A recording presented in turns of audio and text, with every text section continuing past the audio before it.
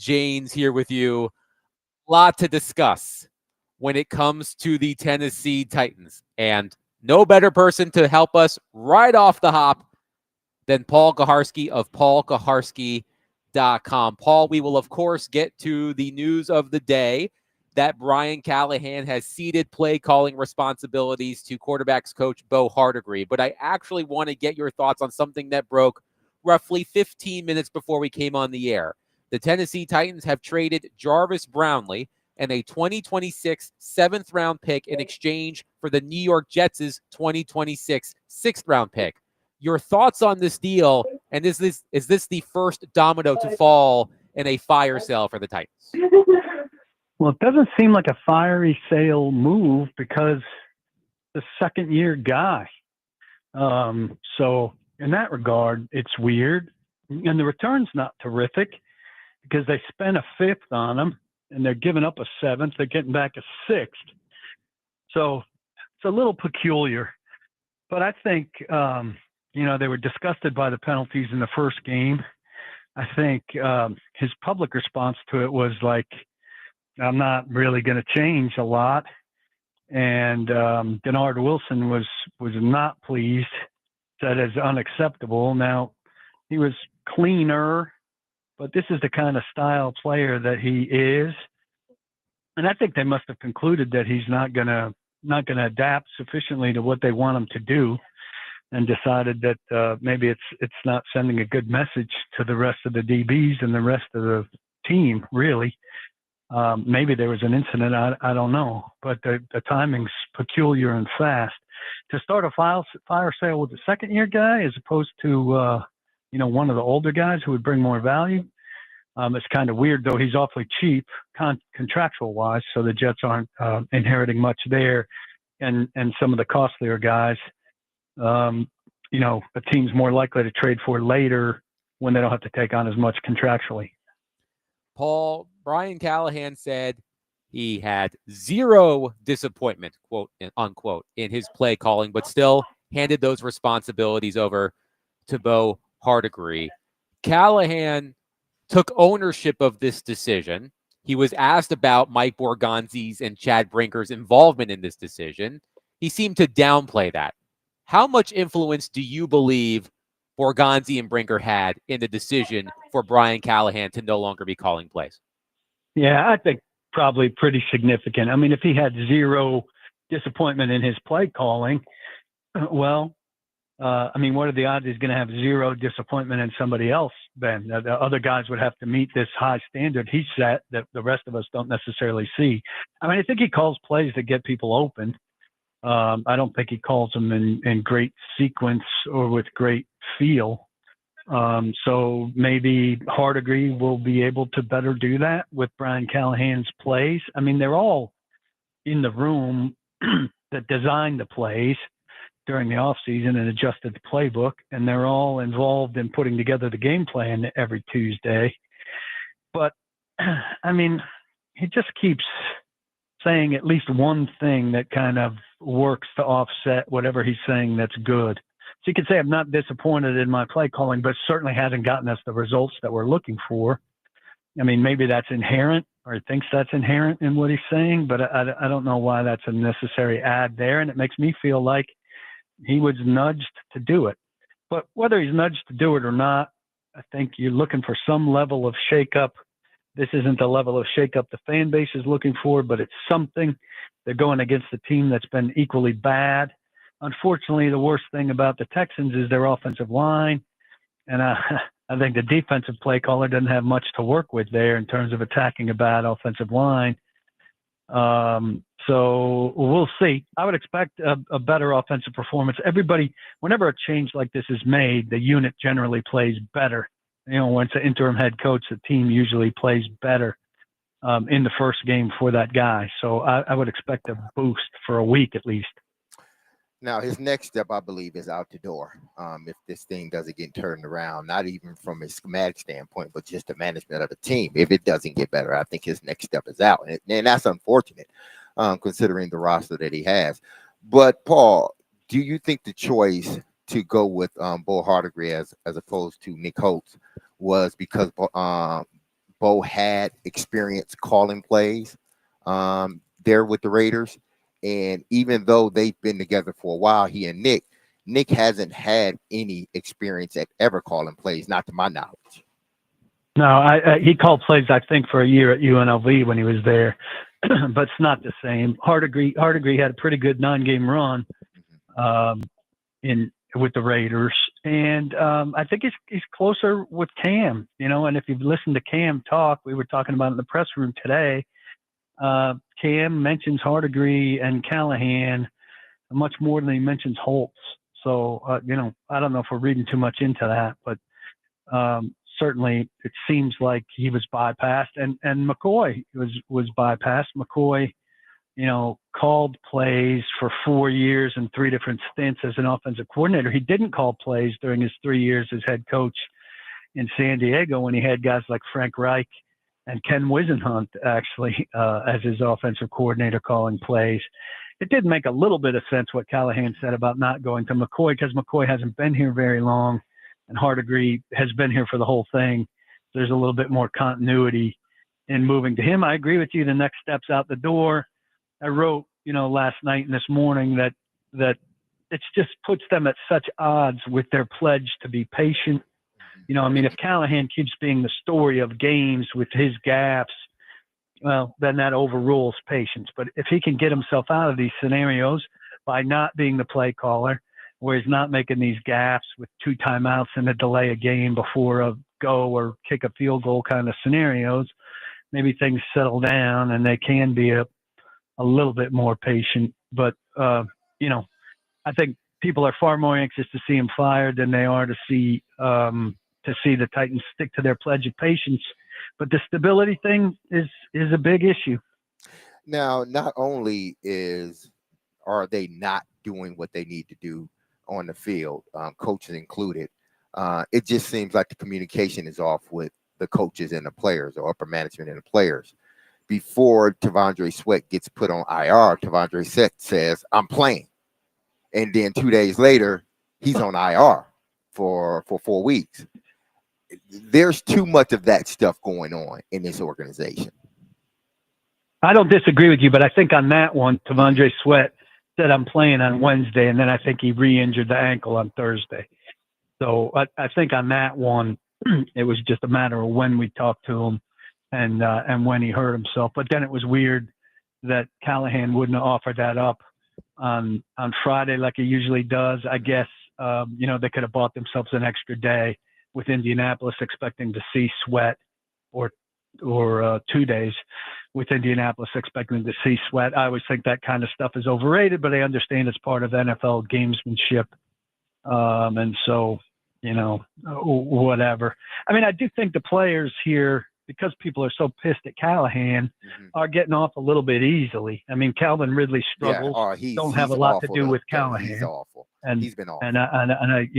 And you've got a much better perspective on what goes into what he's doing.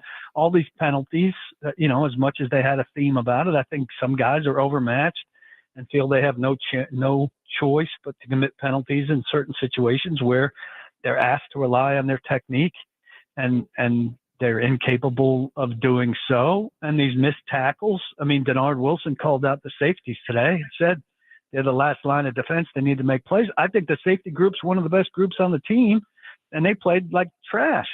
Yes. Sorry, they just didn't know what the job was. When you're one of your best position groups is flailing and can't tackle Jonathan Taylor, and your whole thing is we've got bigger edges and we're not going to get run against, and you're getting run against. I mean, those are some inherent problems with your personnel that go hand in hand with the coaching issues that you're having.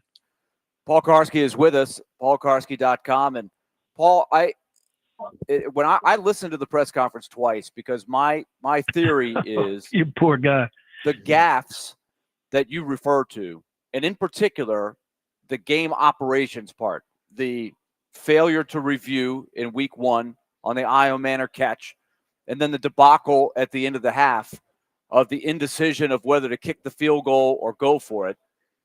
That, to me, is why they did this. That's my theory anyway, much more so than what plays are being called. I feel like, I've always felt like, I know it's a trend in the league that a lot of head coaches call the plays, but some people are just not cut out to do it. And to me, this was maybe what forced it, the embarrassment of the end of the half on Sunday. Well, certainly. I mean, Brian Callahan's been the story in 2 out of 3 games, the 2 things you mentioned, plus the backed up in their own end at Denver before the half and passing the ball 3 times and leaving room for Denver to come back and score a touchdown was terrible. So he's got 3 scenarios there where he mismanaged, and he wasn't doing these things last year. So I think he's tightened up. I think he's shrinking in the moment. And maybe taking play calls away allows him to focus on those things, or maybe he's not a guy that's tailor-made for those moments. I know what the overriding opinion of the fan base is, but I think they're going to take more of a look. And then, look, we're going to find out. Amy Adams-Strunk has kind of sworn off of this stuff, right? She's giving it to Brinker on the football side, and she's giving it to Nihil on the non-football side. She's going to let him Brinker and Borgonzi make this decision if there's a decision to be made, or if things go terribly in Houston, where she lives in Waller, just outside of that. And we know the contempt that they have for the Texans over the whole getting out of Houston thing. Is she going to get emotional and pop in? Or if Vrabel comes here and kicks their ass, is she going to get emotional and invest in the whole thing? And do people want her to, or do people want what they've said they want? And for her to stay out of football stuff. But it clearly seems like every time that he's been asked about the play calling, he's like, no, I want to do it. So this clearly was not his idea to do it.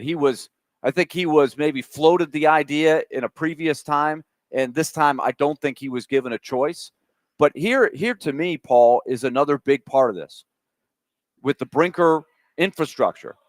If I'm Brian Callahan, I'm not happy. The buck stops with him, but I would be very disappointed in the people that he's put around him to assist. If you're going to be the play caller and be the guy who makes the big decisions, do we go for it? Do we challenge? You got to have great people around you that are picking up the slack when you have to multitask and call the next play. I think they have done a terrible job in preparing him as a young head coach. And part of it, I guess, is his fault because he's choosing the people who's putting around him. But the quote-unquote infrastructure they're putting in there has failed miserably, I think. I think so, too. And I think he's probably, Willie, got too many people in his ear. Like last year, he's probably got his dad, and he's probably got Holtz, right? And now he's got those 2, and he's got McCoy. He's got Fassel, who's got some, real strength to him and is probably pushing, or in his ear about the field goal. And he's got Hardegree, who was there last year too. And then he's got Riederer, who's his analytics guy, who botched the advice on Io Maynard's catch. So, I mean, if he's got 5 people chiming in, they probably needed 2 more timeouts for everybody to get that thing straight. But so how the analytics guy, right? Let's go to Riederer because I'm fascinated with him because nobody really talks to him or hears from him. But wouldn't analytics 10 times out of 10 tell you to go for it 4th and 1 on the 39 when you're down 17-6? I certainly think so. And I think he should be erring on the side of aggression all the time. I think aggression versus conservative has gotten him tied up too many times just through 3 games this season already. Err on the side of aggression. You're not a very good football team. You're not on track. 4th and 1, you should be able to convert. Look, Tony Pollard is getting some tough yards. I'd like to see him get a damn explosive play and not have his high be 11 yards through 3 games. But I mean, your offensive line's supposed to be rebuilt. The interior is pretty good. Even with Hance, it was pretty good against Buckner and Stewart.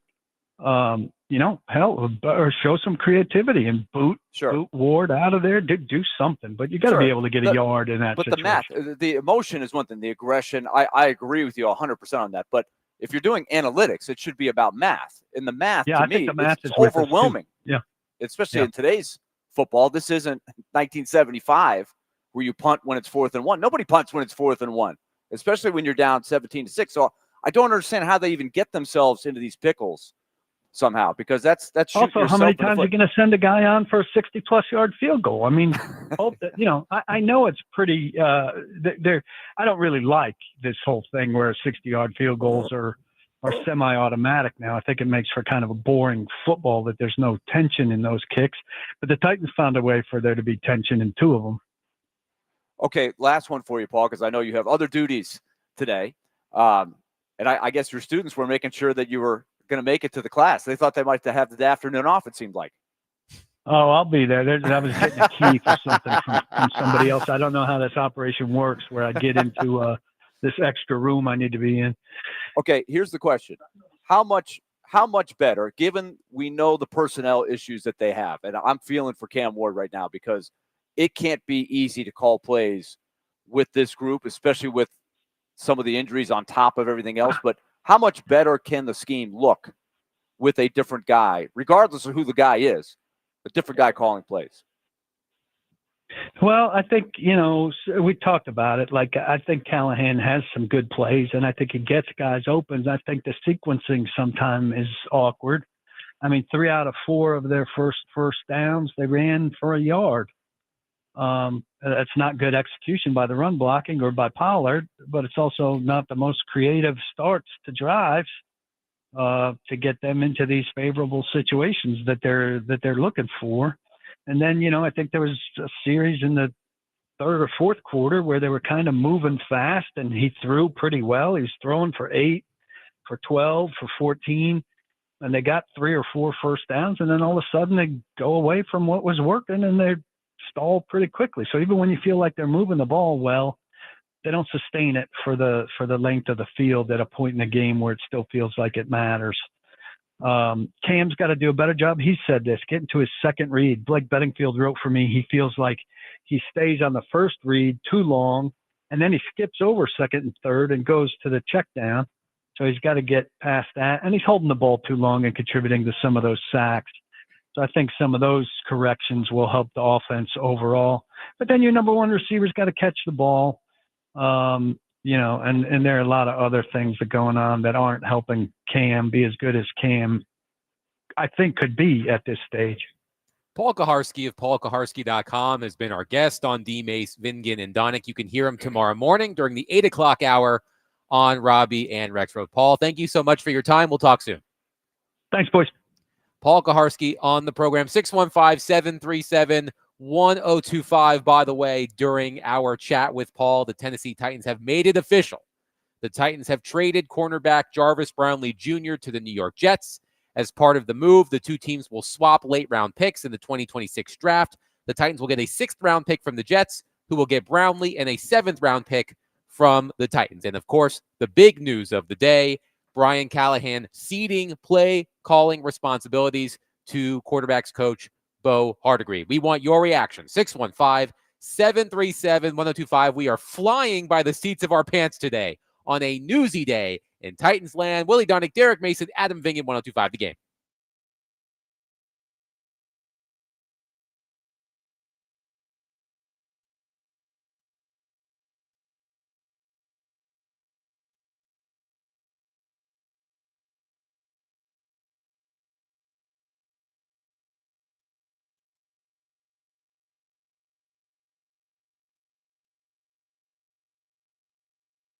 Hey, this is Derek Mason, and you heard me tell you about Dr. Lodge and his staff over at Cool Springs MD for some time. If you set out to lose weight, chances are it's not your first time setting some type of goal to shed some extra pounds only to face disappointment. But I got some news, because at Cool Springs MD, Dr. Lodge and his team understands the frustration of this cycle, and that is why they offer a different approach to weight loss. See, that's good news. That ain't just news, it's good news. Their comprehensive weight loss program is led by Dr. Jeffrey Lodge and addresses the root cause of weight gain with tailored nutrition, exercise, blood test supplements, and more. They will customize a program specific to you and you only. So connect with Dr. Lodge at CoolSpringsMD.com today to schedule your appointment for a personalized weight loss plan just for you. It's Cool Springs MD, where your weight loss journey becomes a success story.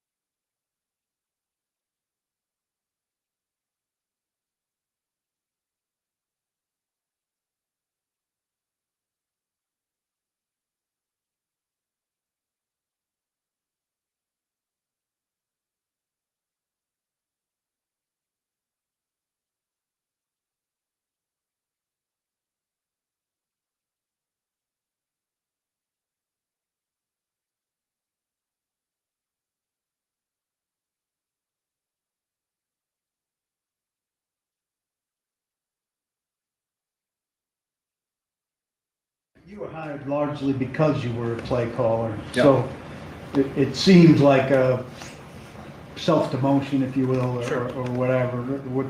What's kind of your feeling at needing to give it up when it was a big part of the reason that you were the choice? Yeah, again, it's a pretty easy thing to do when it comes to trying to help the football team win and do the best thing for, what the job is. I got hired to be the head coach, and part of that process was being involved on offense, but my job is to be the head coach of the football team. And I think that this allows me to do that job a little bit better, pay more attention to some things that might require my attention and be more present. So all those things are normal. I think it's all part of, where we're at. We're 0-3, and so we're trying to get better. And I think that's my same message to the players as it is here right there at this podium. That was Brian Callahan earlier today explaining the decision for him to hand over play calling duties to quarterbacks coach Bo Hardegree.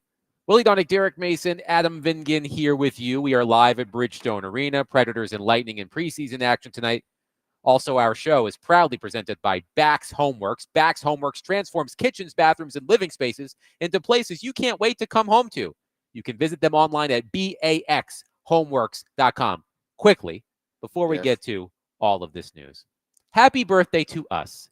Absolutely. Today is the 1-year anniversary of D. Mace, Vingan, and Donick. Our debut program as a team with that title was 1 year ago today. So happy birthday to us. And Derek Mason brought cupcakes. I brought cupcakes. All right. I got candles. So I'm going to do it up. If ain't nobody else going to do it up, I'm going to do it up for us. I am happy to partake. We got cupcakes. They from Publix. So no free shouts, Derek. No free shouts. All right.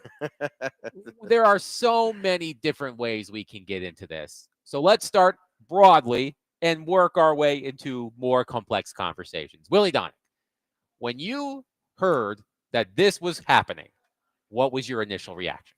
My initial reaction was that this was Chad Brinker and Mike Borgonzi not asking but telling. And I can't prove this. This is just me reading the signs, reading exactly what Brian Callahan said yesterday, saying that Bo Hardegree said the decision was made last night. So the same day that Brian Callahan said, I don't think there's a problem. I have no problem with the plays.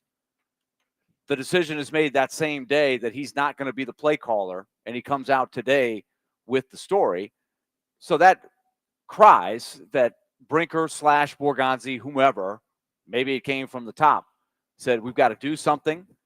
And with the gaffes that were clearly operational, when you look at the indecision, getting the wrong ball in, the non-challenge, lesser so the backed up situation at the end of the first half against the Broncos, I think all of that pointed to this guy is not cut out to be a head coach and a play caller. I said it 2 weeks ago after the issues they had against the Broncos.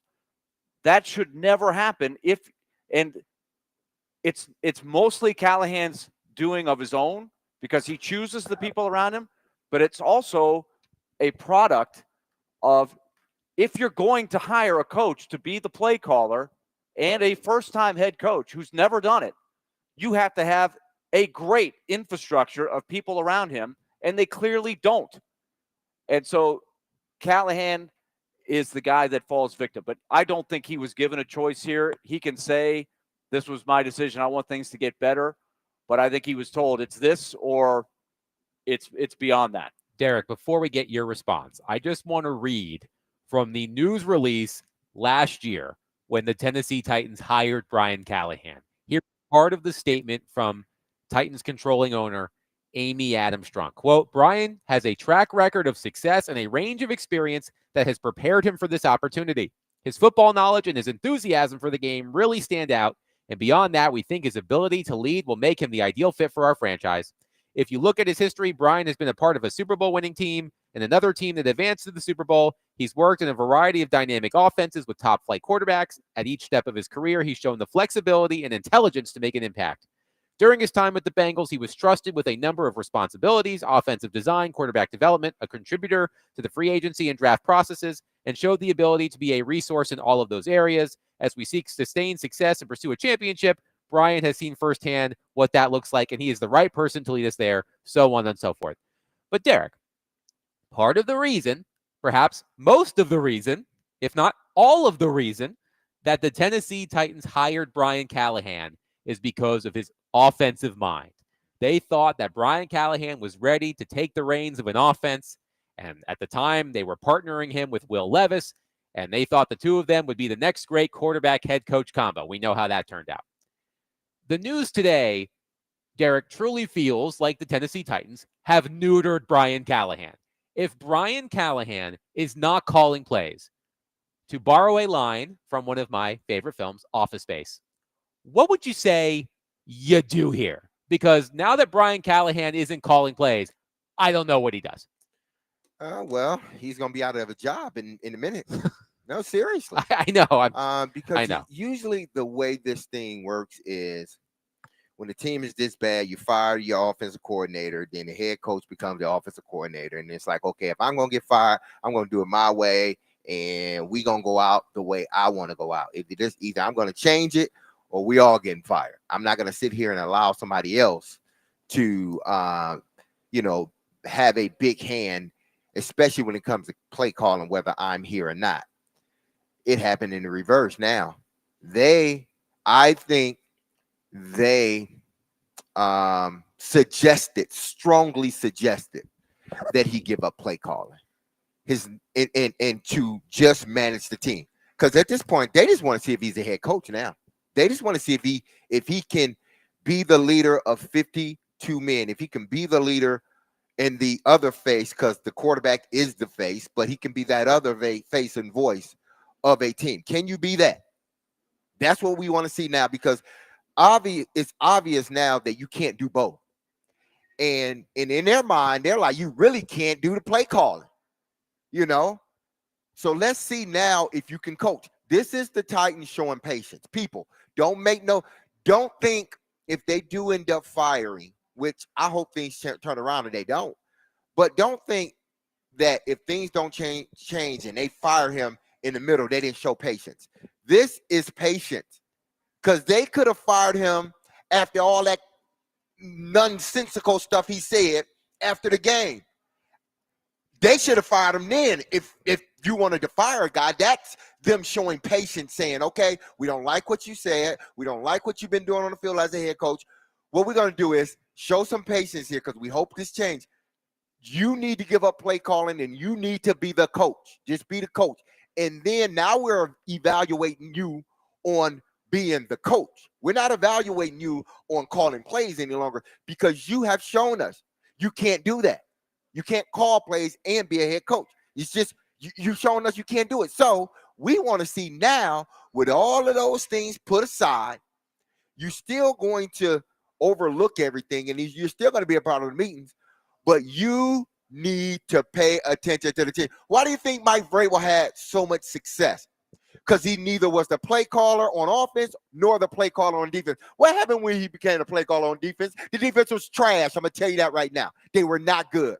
He was good at being a coach. That's what Vrabel was good at, being a coach. He just couldn't find people that could call plays. That was his demise. They want to see if Brian Callahan can be a coach now, because you've already shown us you cannot call plays. Adam, you brought up some great points.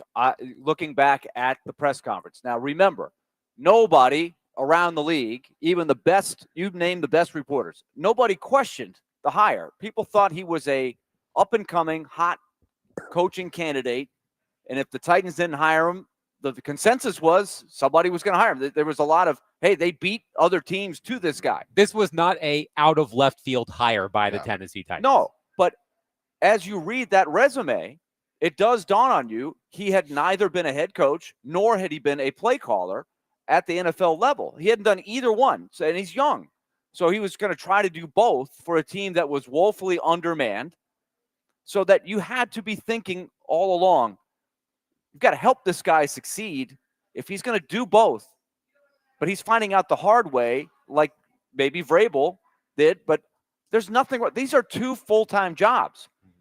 And I think maybe as with the trend goes, the trend might cycle going the other way about the number of people that are hired to do the play calling and be the head coach. But I really do think that despite and Adam, I think you're right. He was hired because he's an offensive mind. That he's had a great tracker with quarterbacks. Hey, let's see if he can bring along our next quarterback, starting with Levis and now with Ward. But I don't think he has been demoted because he doesn't know offense. He's been demoted because he can't handle both jobs. And so you can't give up the head coaching job or else he's fired, right? So that was the only alternative, is to have him not call the plays, which, as D. Mays just pointed out, is a perfectly legitimate, traditional way that teams have operated before. Be the head coach. If you want to sit on one side of the ball and help prepare the offensive game plan, that's fine. So that's what he's going with now.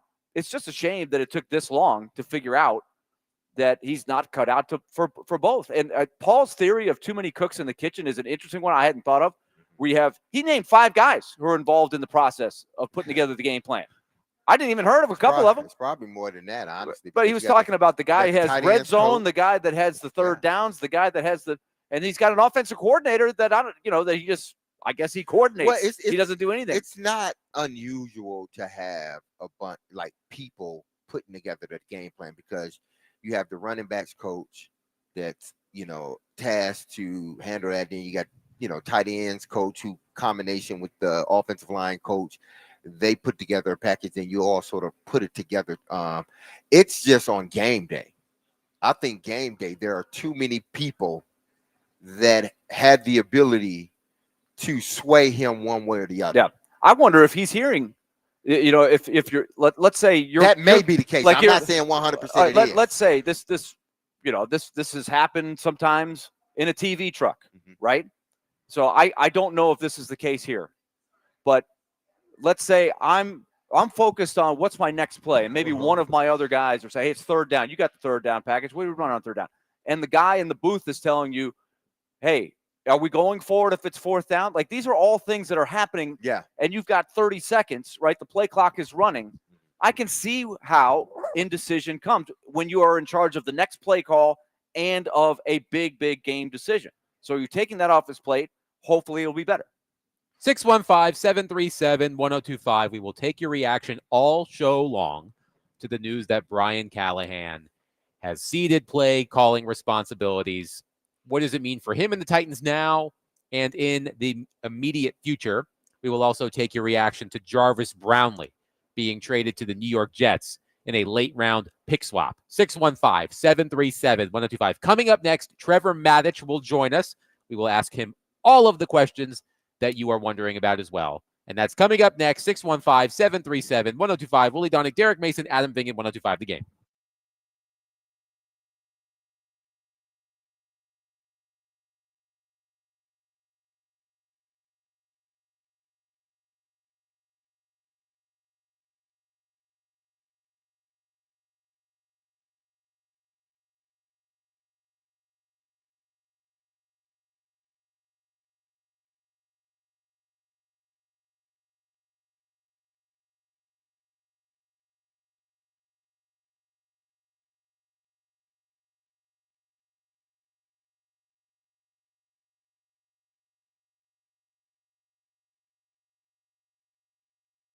Derek Mason here, and if you injured yourself in a motorcycle accident, go to lawtigers.com for your free case evaluation. Even if your accident was months ago, you have nothing to lose by calling Law Tigers. Insurance companies want to pay out as little as possible, or frankly, nothing at all. Law Tigers make sure you get the compensation you deserve and doesn't get paid until your case has been settled. Look, they understand how much your bike gear is worth to you, so they will get it all repaired or better yet replaced. Law Tigers is the resource the motorcycle community turns to when in need. So whether it's to support you in an event or if they see you broken down on the side of the road, with Law Tigers, you'll never ride alone. So call 1-800-LAW Tigers or visit lawtigers.com. Law Tigers is powered by Freeman and Houston, and you can find them in Nashville, located at 2126 21st Ave South. That's Law Tigers, Tennessee's motorcycle lawyers.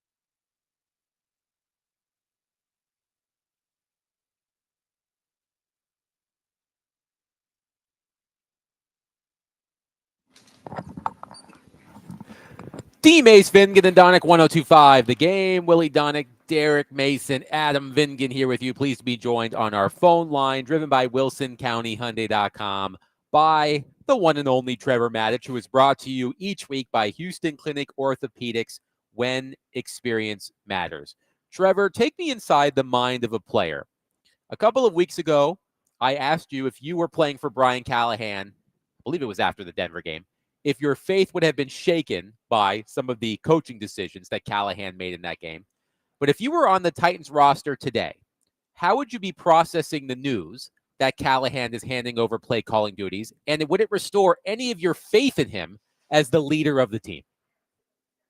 It would make things worse for me, and I would have to be fighting even harder to stay focused on the positive and stay focused on belief, even if that belief is artificial. And I know it's artificial. I still have to go through my day with that belief where I've got no chance to be successful as a player or as a teammate. And I mean, when you look at it now, after what happened in the opener with that, the coach admitting that he didn't know the catch rule when Alec Iomanner had that amazing catch on the sideline. And, the coach thought that it wasn't a catch, so he didn't throw the challenge flag, because he misinterpreted the rule. It's one thing if you don't know whether or not it was a catch or not based on the physical play. It's another thing if you don't know the rule. And then he admitted he didn't know the rule. And now things are worse, because as a player, and this is just me talking now, and Derek might disagree with me on this, but as a player at this point, I see a head coach who's never been a head coach, who now has a record of 3-17, who just has had his duties diminished because he has been designated a failure as a play caller and needs to devote more time to the remedial aspects of being a head coach without the distraction of doing something that he hasn't proven he can do successfully anyway at this level, which is call plays.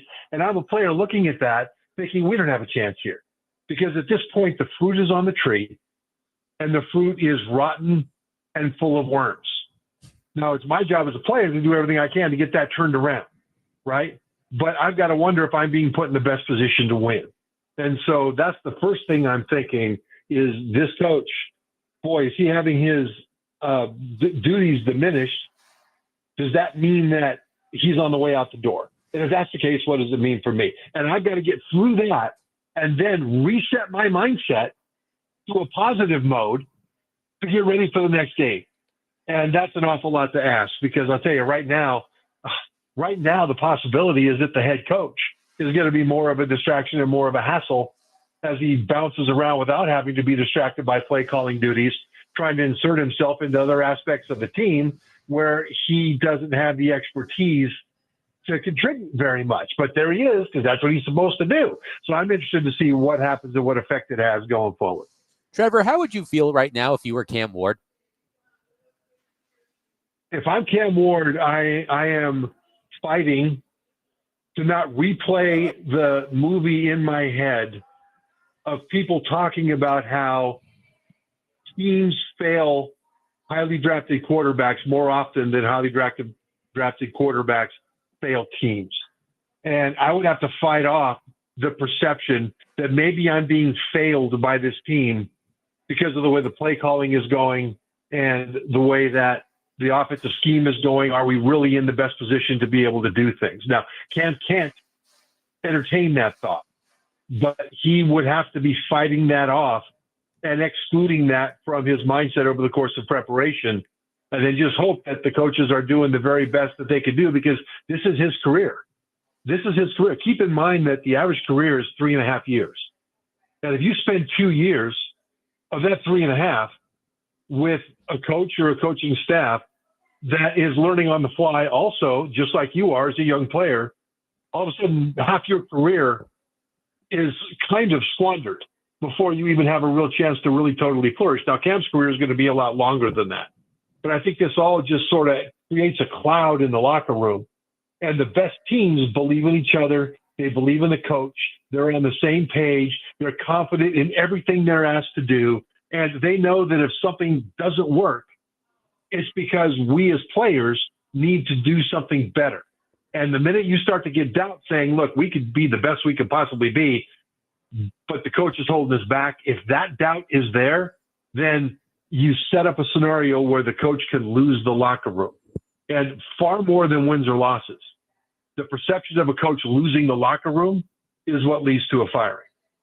We'll talk with Trevor Matich discussing the Tennessee Titans past weekend's loss and where do they go from here. Trevor, you were right about, how you summed it up with what's going on with the Titans and what players are thinking. Because at this point, if I'm a player in that locker room, it's almost like dead man walking, because they stripped you of the one thing that you really got hired for in their minds. And now you're trying to find out. Now they're trying to find out if you are truly a head coach. Veteran guys are going to still fight, but they understand that this is it for him. If he can't prove it now, he's going to be gone. So and you're right, there's going to be the story from here on out is going to be Brian Callahan, especially if they start losing. It will come up. If they lose to Houston, the next article will be, how long will Brian have his job? Do you think that's the case? Oh, I think that'll be the total story. That'll absolutely be the story. And truth of it is, if they lose to Houston and go 0-4, why do you keep them there? Because the perception in the locker room, in my belief, would be that, okay, they have a coach that they hired knowing they were going to have to develop him as a head coach because he's never been a head coach, develop him as a play caller because he's never been a play caller. All of a sudden now they're saying, okay, failed as a play caller. You're not doing that anymore. And as a head coach, he seems to be failing too. And so now we're dealing with, the perception of a Cub Scout in here that's kind of in over his head a little bit. And whether that's fair or not doesn't really matter.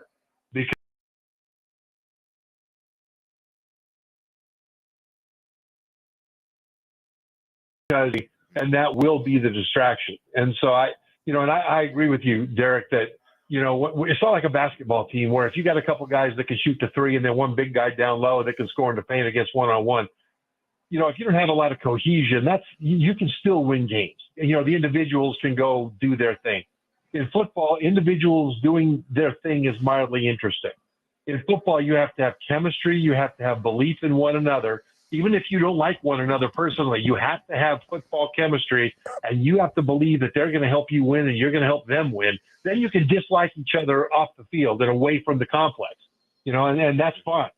Now, I'm not saying that exists in the Titans locker room, but what I'm saying is that in football, you have to have that cohesion, that chemistry, and that belief as a team. And if you don't have that, it makes it far more than any other sport that I'm aware of, very difficult to get the most out of the talent. And right now, just because of what's happening at the top, it's hard for me to imagine that there's a lot of belief. Trevor Matich is with us. Trevor, I want to go through what I think maybe was the tipping point of this decision, and that was the goof up at the end of the first half where they couldn't decide whether they wanted to kick it or go for it. They end up with the wrong ball because of the indecision, even after the timeouts, that whole debacle. Take me through how you think it should go. Shouldn't the decision of whether you're going for it or not be made on third down? When it's 3rd and 2, don't you have to have the thought, somebody in the booth saying, Coach, are we going for it if we don't make it here? Yeah, Willie, that decision should be made during the week. It should already be made. There should not be a decision-making process in the moment. If they get into a situation like that, because they should have gone through every imaginable scenario and written down what they're going to do. Talk to the analytics guys.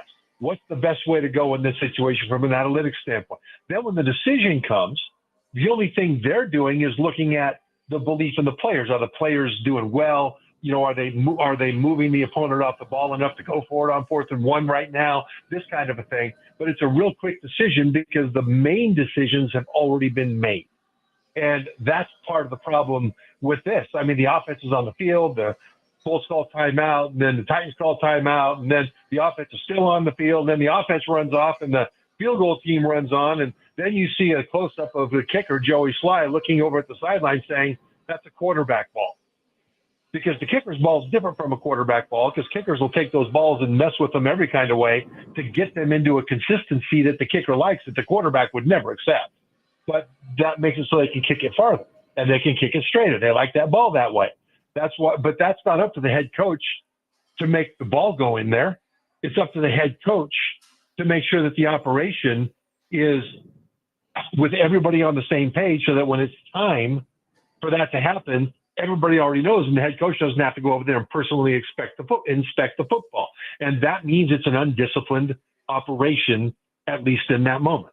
Okay, so you made a great point that Brian Callahan, I'm sure part of his reluctance to do this was because he's now giving up the calling card. He was supposed to be the offensive guru, even though he's now saying, look, I'm still part of the process of the game plan. But my question to you, Trevor, is now that he can focus on the game ops and just be the head coach, which is how it's been done for 100 years with a lot of teams anyway, do you think this can avoid these future basic goof-ups that have cost them? It might. I mean, it might. Maybe as a second-year head coach, some of these goof-ups are happening because he's so focused on the moment-to-moment duties of calling plays. And so that's possible. And this may elevate him as a head coach. He has to show that he can do that, and maybe he will. But this is where I talk about, is he going to do more harm than good, or more good than harm as he goes about those things as he's involved in other aspects of the team? Like, the defensive coordinator, Denard Wilson, said that he was in the defensive meeting room, right? And okay, so here he is. Now, what are you going to do that's not going to cause problems more than it solves, right? I go back to when Steve Spurrier was the head coach for the Washington Commanders. One of the greatest college coaches of all time. He got to the Commanders, and I think, as a new head coach, he did some things that I think he would choose to do differently.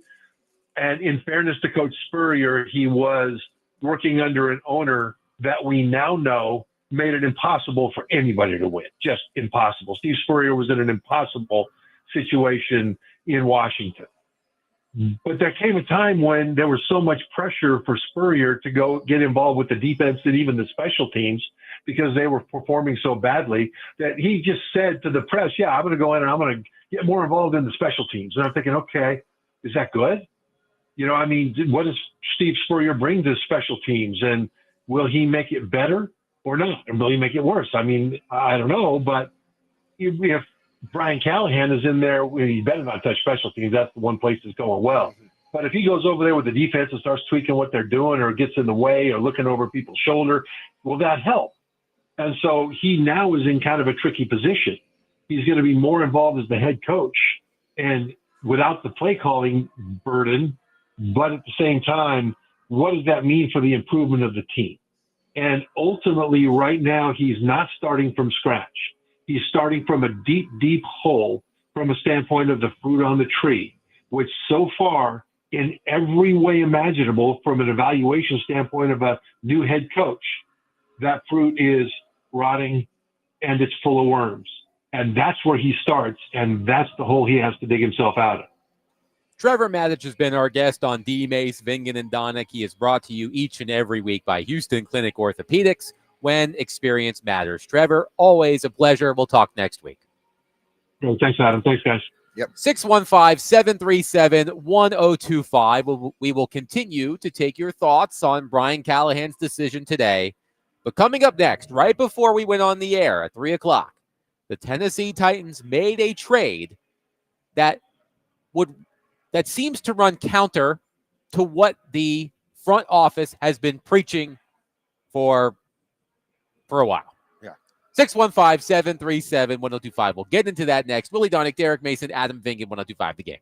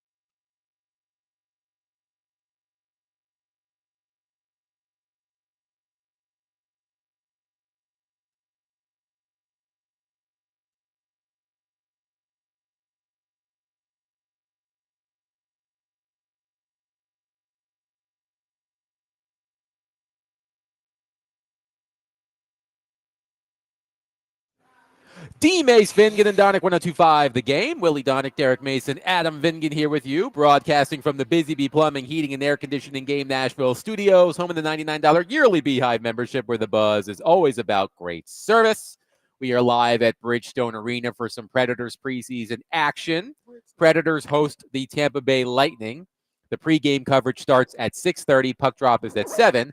Of course, right here on 102.5 The Game. In case you missed it, Willie looking dapper over there. yeah, Willie's got his I got the business second period cash on. tonight. I got the second period tonight, so I'm working the rust off with Chris Mason. Okay. So you got to look the part, you know. I feel you. I feel Gotta look you, the man. part, and it's our first birthday, so It is. Hey, Today I wanted to look sharp. is the first birthday of D. Mace, Vingan, and Donick. And we're gonna tweet out footage Yes. of the candle ceremony, the cupcake candle blowout ceremony. Absolutely.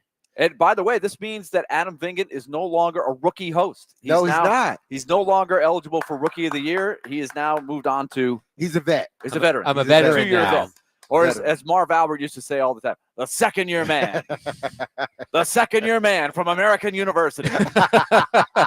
At the risk of sounding sappy, thank y'all for listening. We appreciate you on our first birthday. All right. So we've talked Brian Callahan. We haven't really discussed in depth the other major piece of news involving the Tennessee Titans today, and that is that the Tennessee Titans have traded Jarvis Brownley Jr.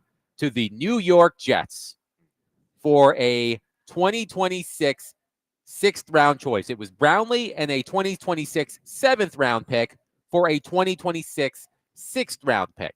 And at the top of the show, we had Paul Gaharski from paulgaharski.com, and I said to him, is this the first domino to fall as the Titans look to trade assets?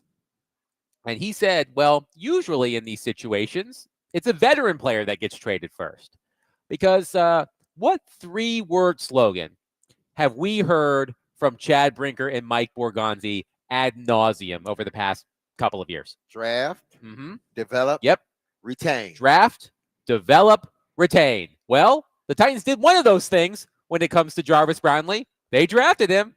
Not really sure they developed him. They developed him, and they sure as hell didn't retain him. So Jarvis Brownlee out the door seems to run counter to everything that this front office has preached. Now, we have people in the text line, driven by WilsonCountyHyundai.com, people on the YouTube chat. Derek, you even did so yourself before the show, speculating that something must have happened for Jarvis Brownlee to be traded. But this is a surprise to me. Say what you will about Jarvis Brownlee, a young player who was thrown into the fire last season probably before he was ready. L'Jarius Sneed was dealing with injuries. Chidobe Awuzie was barely on the field. So Jarvis Brownlee saw more action last season than I imagine the Tennessee Titans anticipated when the season began. He took a lot of penalties. He took 3 penalties in week 1 at Denver. So he was a little flag happy, I guess you could say. So say what you will about Jarvis Brownlee. He was certainly an unfinished product.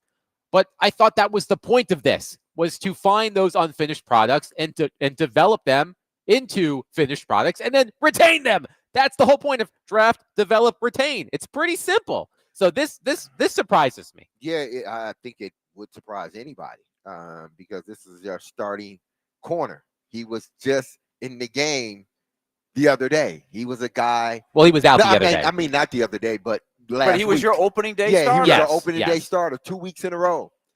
He didn't start because obviously he was injured, so they made him inactive. But was he that injured that because now you got to start trying to put this stuff together. Was he that injured to a point where he couldn't play, or were you thinking about trading him anyway? So you didn't want to expose him to an injury. A guy, because my thing is, if I'm another team, why am I trading for an injured guy, like a guy that may not be able to play for me? So are you saying that he was injured and not injured? He was injured. Wink, wink. I'm saying that I believe, and Paul sort of alluded to it by his response to the holding. Maybe that did rub them the wrong way. Well, Denard Wilson was up front Yes. about Jarvis Brownlee needing to stop taking penalties. He And did not that's fine. sugarcoat it. You're Sure. like, but as you said, Adam, But this you is don't cut part him. of the process Yeah. of molding your starting quarterback. But you don't cut him, which tells me there was a disagreement between the player and the coaching staff. And it came to a point where you do not fit the culture we are trying to. That's basic. But People how does could that say- happen so people could fast? say He what they was want. here the whole year last It year didn't with the happen- same coaches. It didn't happen fast, Willie.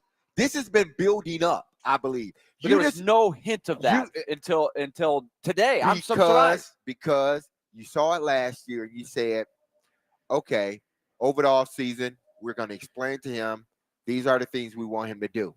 And he's a hard worker, so he's going to go out there, and I believe he's working hard and he's working not to do those things. But then you come back and first game of the season, first two or three games, 2 games of the season, you are one of the most penalized defensive backs in the National Football League. I do not You were believe the most penalized defensive back in the National Football League last year. he was up there last Yes. year. I believe, if I'm not mistaken, he played against the Rams, right? He did not play Yeah. against the Colts. Yeah, I don't believe he was flagged against the Rams, but he was flagged 3 times Yes. against the Broncos. Exactly. So there's a disconnect between the coaches, and now the organization, because either it came from below and got filtered up top, or it came from up top and got filtered below, and they were like, listen, we're done. Because you just don't draft a guy last year. He shows some promise. He's a player. You got to fix you just got to fix the holding. You fix the holding, he's a damn good player. But you're telling me he has the potential. You can't fix the holding to a point where he can't remain on the team. That tells me, as a former player, there's something going on. But why? It may not be. Okay. That may not be the case. But as a former player, I'm looking at it as he rubbed somebody the wrong way. This has been a clash since after the first game. It may even be before that, but they've been clashing. And his response, meaning Brownlee's response, didn't sit well with the coaching staff. And they don't believe it's going to change. So they're trying to he doesn't fit the fabric. They believe, I'm not saying it, they believe he doesn't fit the fabric and the culture we are trying to establish here in Nashville. So we're going to trade him, and maybe he can fit there. Okay, that's fine. If you were a veteran team that had a lot of corners and you were not in a rebuild, this is when you do it now. You can this bench is when him. you do it now. Why not bench him? You have Jalen Armour Davis because off the waiver wire. Why can't you play him? This is my point. You don't They bench him just got done. because They made a big speech on the day that they picked Jordan Armour Davis off the waiver wire, how hard it is to find corners. You don't give a corner away that you just drafted last year. You don't bench him because then it becomes more of a problem. You know this player better than anybody. It better be more than just a disagreement with the coaches or not being I'm coachable. just telling. I better find out when he's in the air to New York that he did something off the field that is unforgivable. No. You Coaches, cannot trade that's a how starting coaches corner are. in the league Willie, for nothing. I've seen They it happen. gave him away. Willie, I've seen it happen before. He showed some promise. They don't He's need been to be there. There don't need to be nothing outside of the football building that he's doing. If they feel, but why that would you you give are- him away for nothing? You don't have anybody else. Listen, Willie. I am trying to tell you that is for them to decide why they chose to do Bench that. him. But no, Deactivate him. No, you send don't a message that way. You don't do any of that. If you feel, I'm just telling you, They got nothing. I'm telling you what organizations think. This is why I believe this all didn't just happen yesterday or today. This has been something that has been brewing. This has been something that's been brewing, and they just felt. Listen, I'm just telling you by experience. I don't necessarily know what happened, but I'm telling you by experience, judging by the situation, and this kid has talent. I am telling you, it came to a head. They were done with it. Why are the Jets not done with it? Because the Jets, just like any GM out there, I can fix him. Don't worry about it. He can fix our culture. This is what they don't need for anything to happen outside the field. He doesn't, and I'm just going by what I'm seeing. In their mind, he doesn't fit what they want to do and where they're going as an organization. So you know what? Let's trade him away now. because if we bench him, it's going to cause a distraction. If we deactivate him, it's going to cause a distraction. So you know what? If there's somebody out there willing to take them, we need all the picks that we can get. It may end up being more. We need all the picks that we can get. So we're going to send them away. We're not winning anytime soon. We're not winning. So I am going to try to get something for you, because obviously you don't fit what we're doing here from a schematic standpoint, because you're still holding, but then probably from a culture standpoint, because y'all just ain't, for whatever reason, y'all not vibing right If now. they got a 4th rounder or even a 5th rounder, I could see it. Who gonna give up a 4th? They lost rounder? value on Jarvis Brownley. They traded a starting corner in the league, who was a 5th round pick, if I'm not mistaken. They gave up a 7th to get the 6th. So they moved up. I don't know how many slots that's going to end up being, but not that many. It's a giveaway for your, what I think look, there is something that happened behind the scenes that we don't know. I agree. But it better be really bad for you to give him away like that. Listen, the kid has talent. I understand that.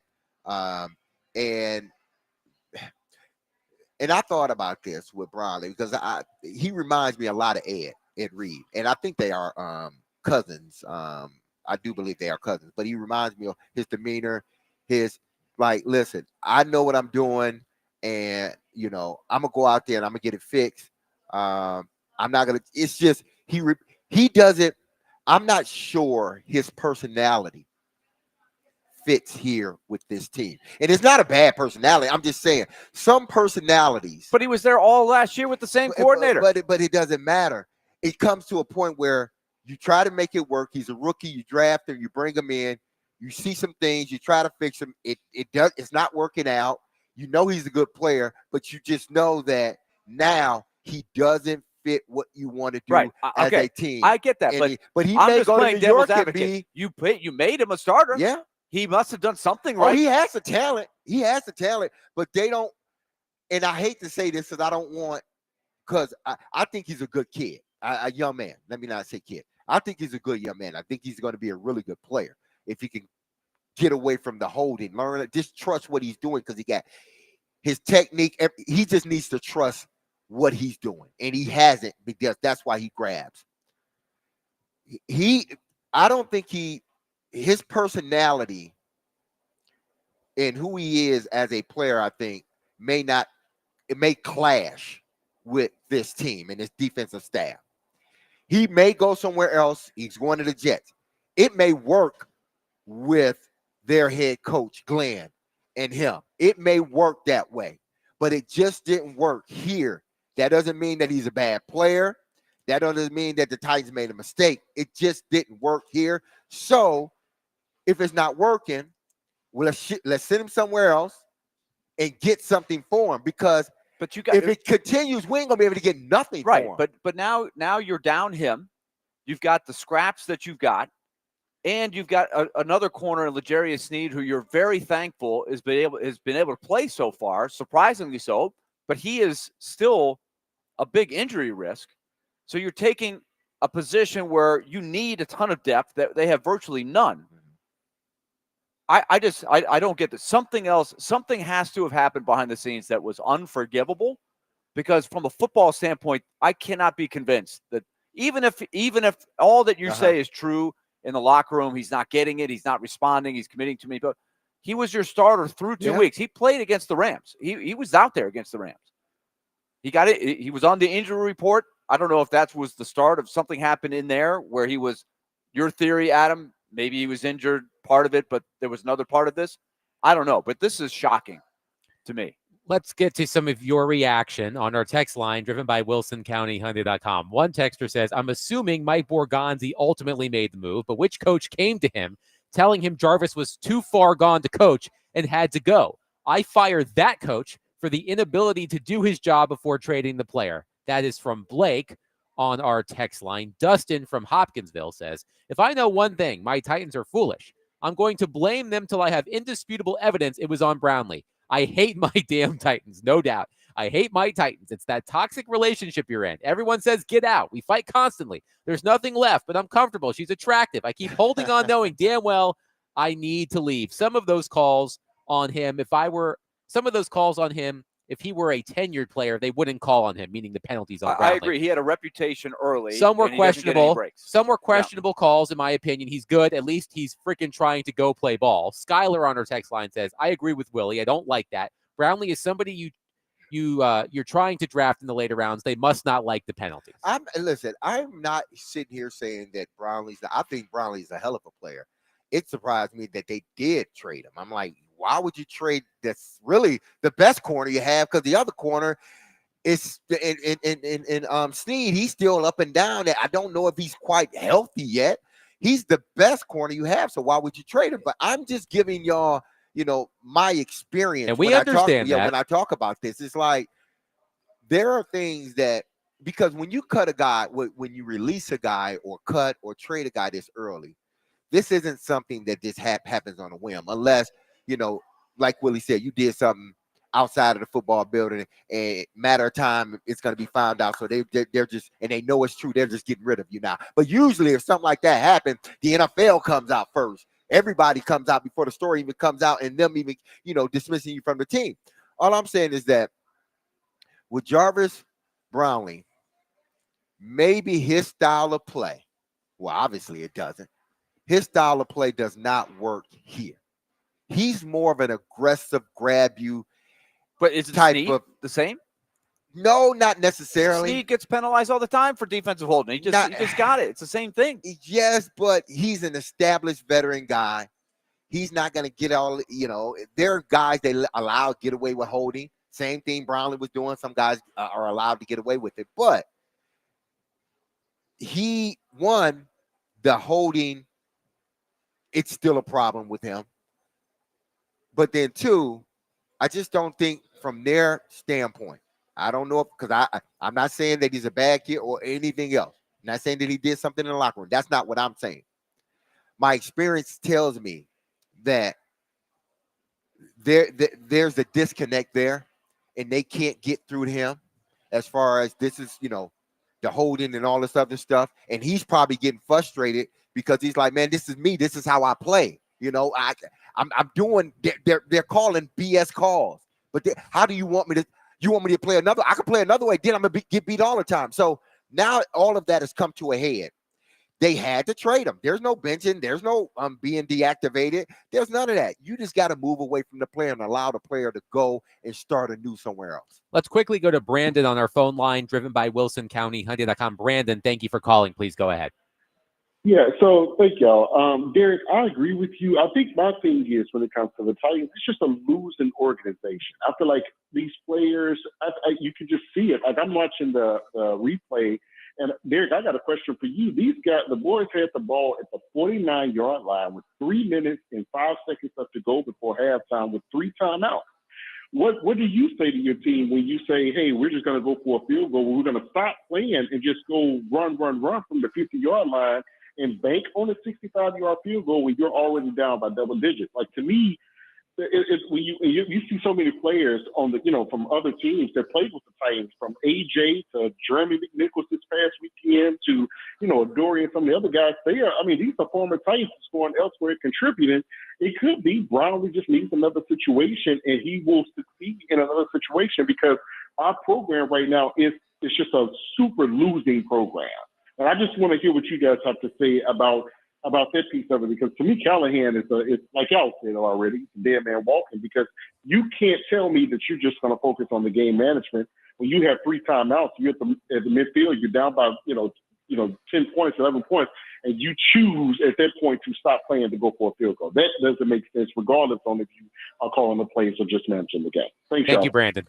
Quickly, I think sometimes Brian Callahan coaches from a standpoint of him in the past. He's coaching based upon his blunder he did a few games ago. So everything he does now, instead of just being in the moment and coaching in the moment, he's thinking, I can't do what I did last time. He's playing it safe. Yeah, well, just coach. Just coach. Trust yourself. That's why now they're allowing him to just coach now. You ain't calling plays. You ain't doing nothing. Just go out there and coach. I think that's a good theory. I agree with that theory. He's in his own head a little bit. He hears the criticism. Mm-hmm. He's trying to do a lot. They can say all they want. Back I off don't a little read bit. it and all this other stuff. Yes, they do. They hear it. 615-737-1025. Our phone and text lines are driven by WilsonCountyHyundai.com. I'm glad that we have our next guest on the show today because I think he can provide invaluable insight. ESPN NFL analyst Dan Orlovsky will join our program coming up next.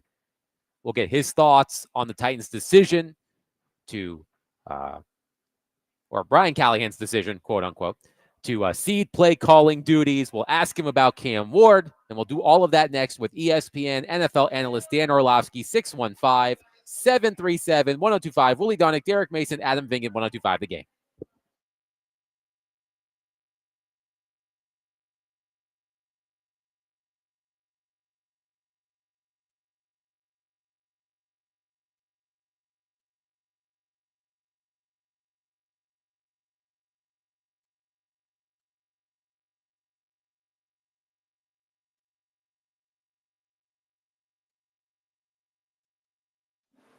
All right, looking forward to talking with Dan Orlovsky from ESPN. In the meantime, let's tell you about Loan Pronto and the rate reduction home loan program. It's a streamlined, low-cost way to save you money. Slash your house payments by hundreds of dollars a month by getting a lower fixed mortgage rate. They're lower now. They're not going to stay this low for long, though, with the mortgage rate, so don't waste time. Call Loan Pronto right now for your free, no-obligation quote. Lower payments, more money in your pocket, a fresh start with a better mortgage. Call 615-499-5780 or go to loanpronto.com. Lock in your new rate. Skip the next 2 house payments in the process. 615-499-5780 or loanpronto.com. Equal housing lender, NMLS 166-1781, subject to lender approval. NMLSconsumeraccess.org.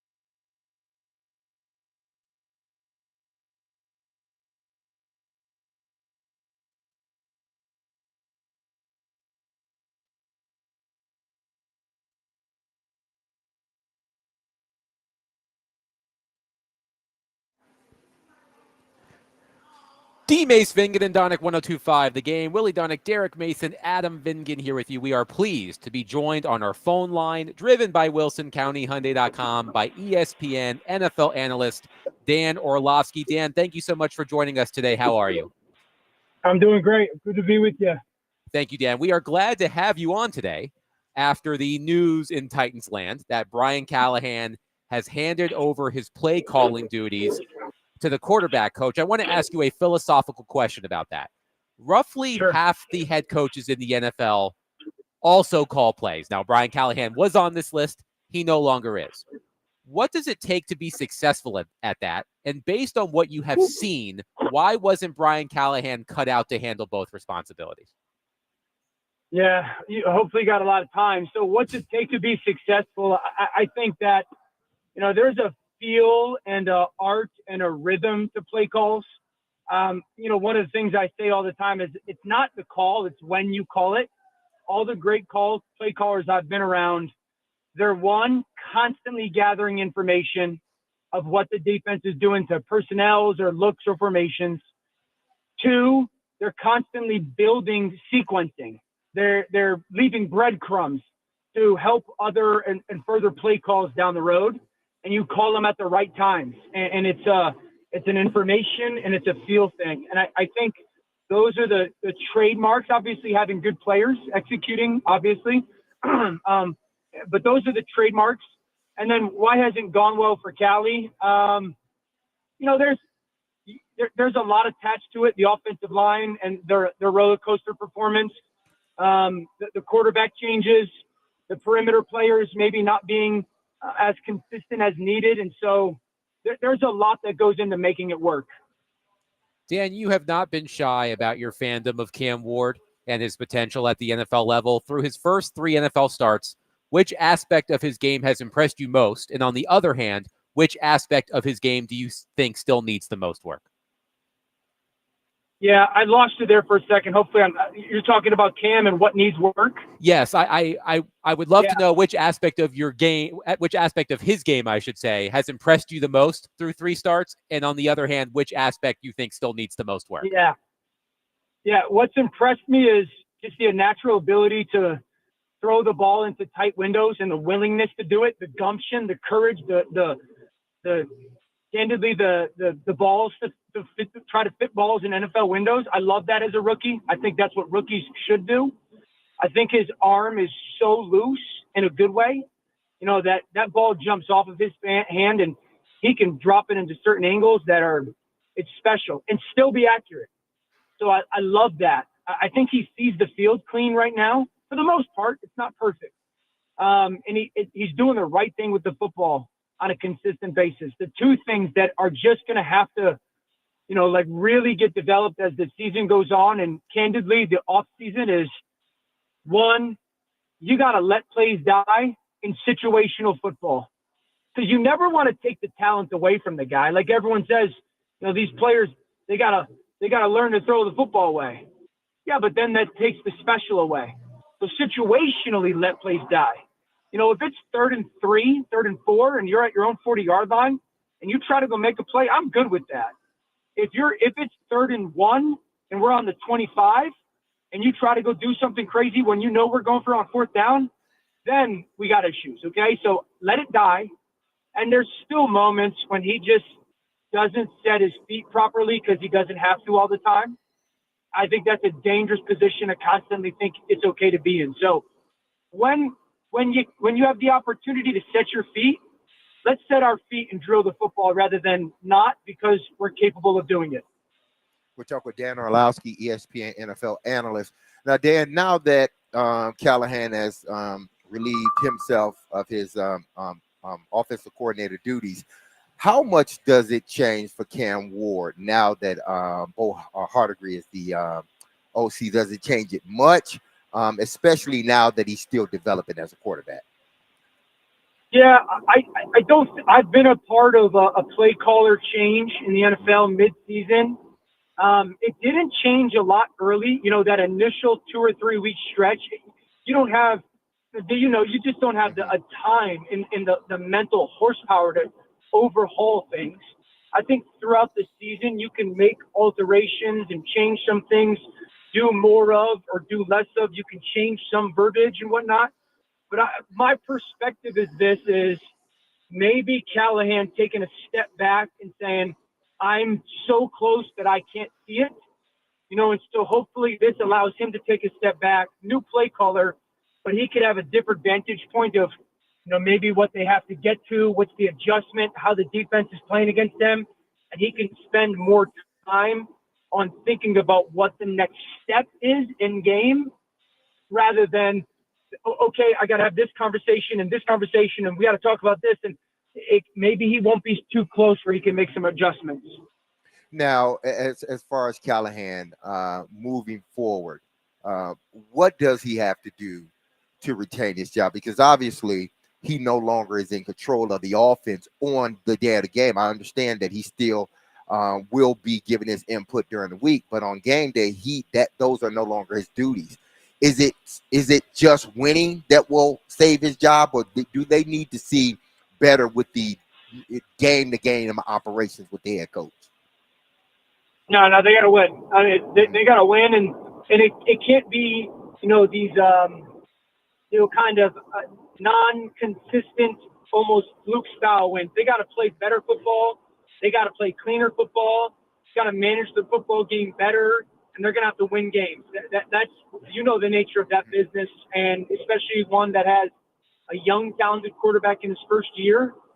We have a lot of evidence in the NFL that, that coach that gets quote unquote held onto for the following season, it doesn't go that swimmingly well. So, I think that there's got to be clean football operation. They got to be ahead of situational moments. He's got to manage everything really well, and there's no question about it. They got to win. We're talking to Dan Orlovsky, tremendous analyst of the NFL for ESPN. And Dan, you have a unique perspective on Brian Callahan because you overlapped him in Detroit way back when. Yeah. Tell me, has it surprised you at all that he has struggled this much with some of the stuff that he's being criticized for? Yes, because, when I was with Callie, one, grew up in the football family. He's been around football his whole life. Obviously, his dad, one of the all-time greats. When I was with him, he was young, hungry, intelligent, eager to learn, and he was around really good quarterbacks. He had been around Matthew Stafford. He had, guys like Peyton Manning. He had watched it and been around it at a really high level and been around some really good head coaches, really successful head coaches. Obviously, Joe Burrow, Zach Taylor. So I'm surprised in a way, and there's also just a reality, guys. I'm rooting for a friend. I'm pulling for my friend to do well. I also know that this league is unbelievably difficult, and just because you are in a certain role doesn't mean you're going to do well in it or thrive in it, and it doesn't make you a bad coach. You just might be bad in that role. And so, listen, there's not a ton of great head coaches in that league. There's some, and they stand out, and it's a hard job. It's a hard job to do well. You've had some great insight on the art of play calling. I'm curious, as you watch and evaluate the Titans, I would imagine you're evaluating how you call plays for that group as opposed to, say, a loaded roster like we saw last night with the Lions, where you have all of these playmakers all over the field.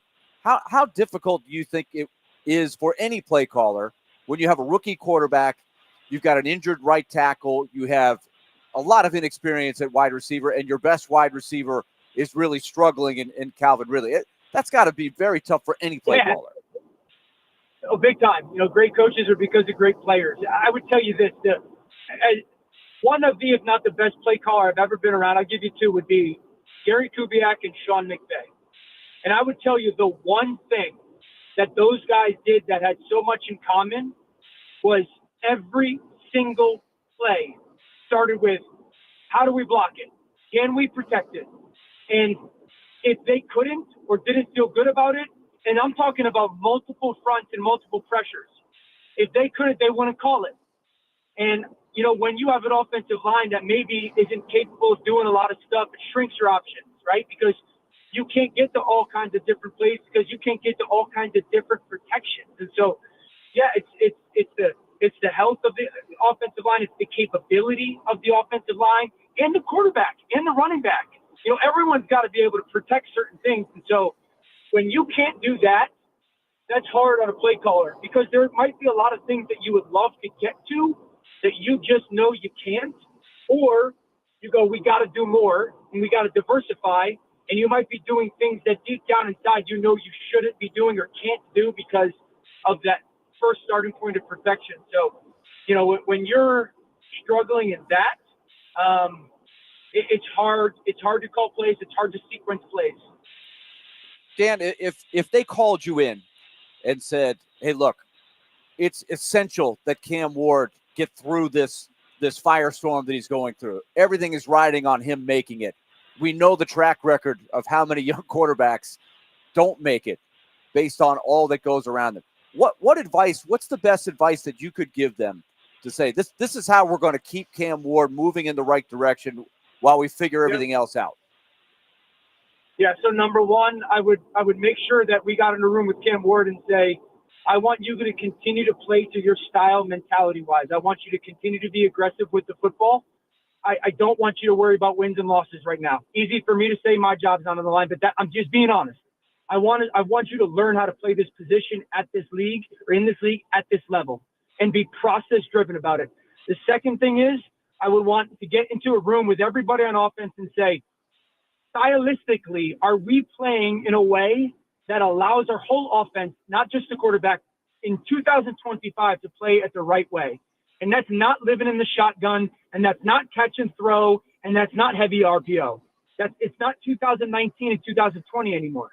So I would stylistically go, we have to put our young quarterback under center more. We have to build more multiple tight end packages. We have to play action pass, and we have to make sure that we are building in protections down the field. I think the second thing is every single Tuesday, I would be on the field with him for an hour working his fundamentals. Every single Tuesday.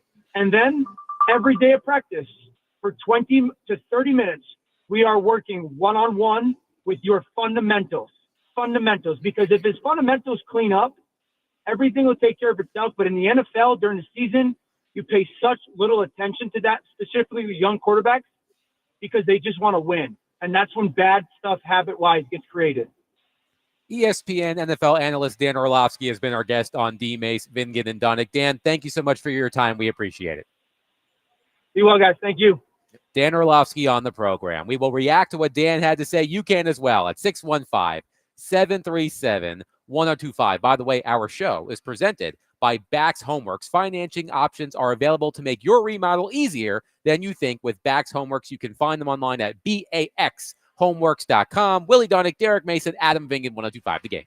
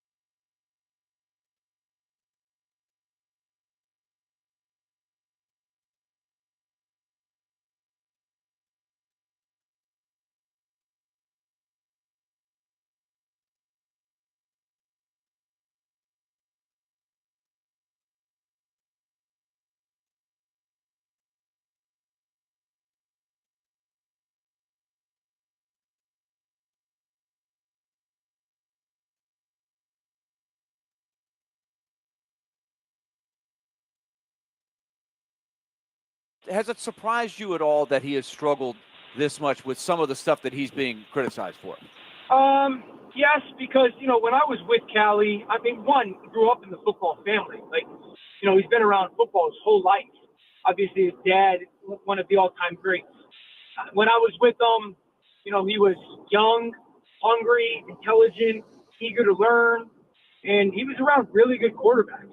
He had been around Matthew Stafford. He had, guys like Peyton Manning. He had watched it and been around it at a really high level and been around some really good head coaches, really successful head coaches, obviously Joe Burrow, Zach Taylor. So I'm surprised in a way, and there's also just the reality, guys. I'm rooting for a friend.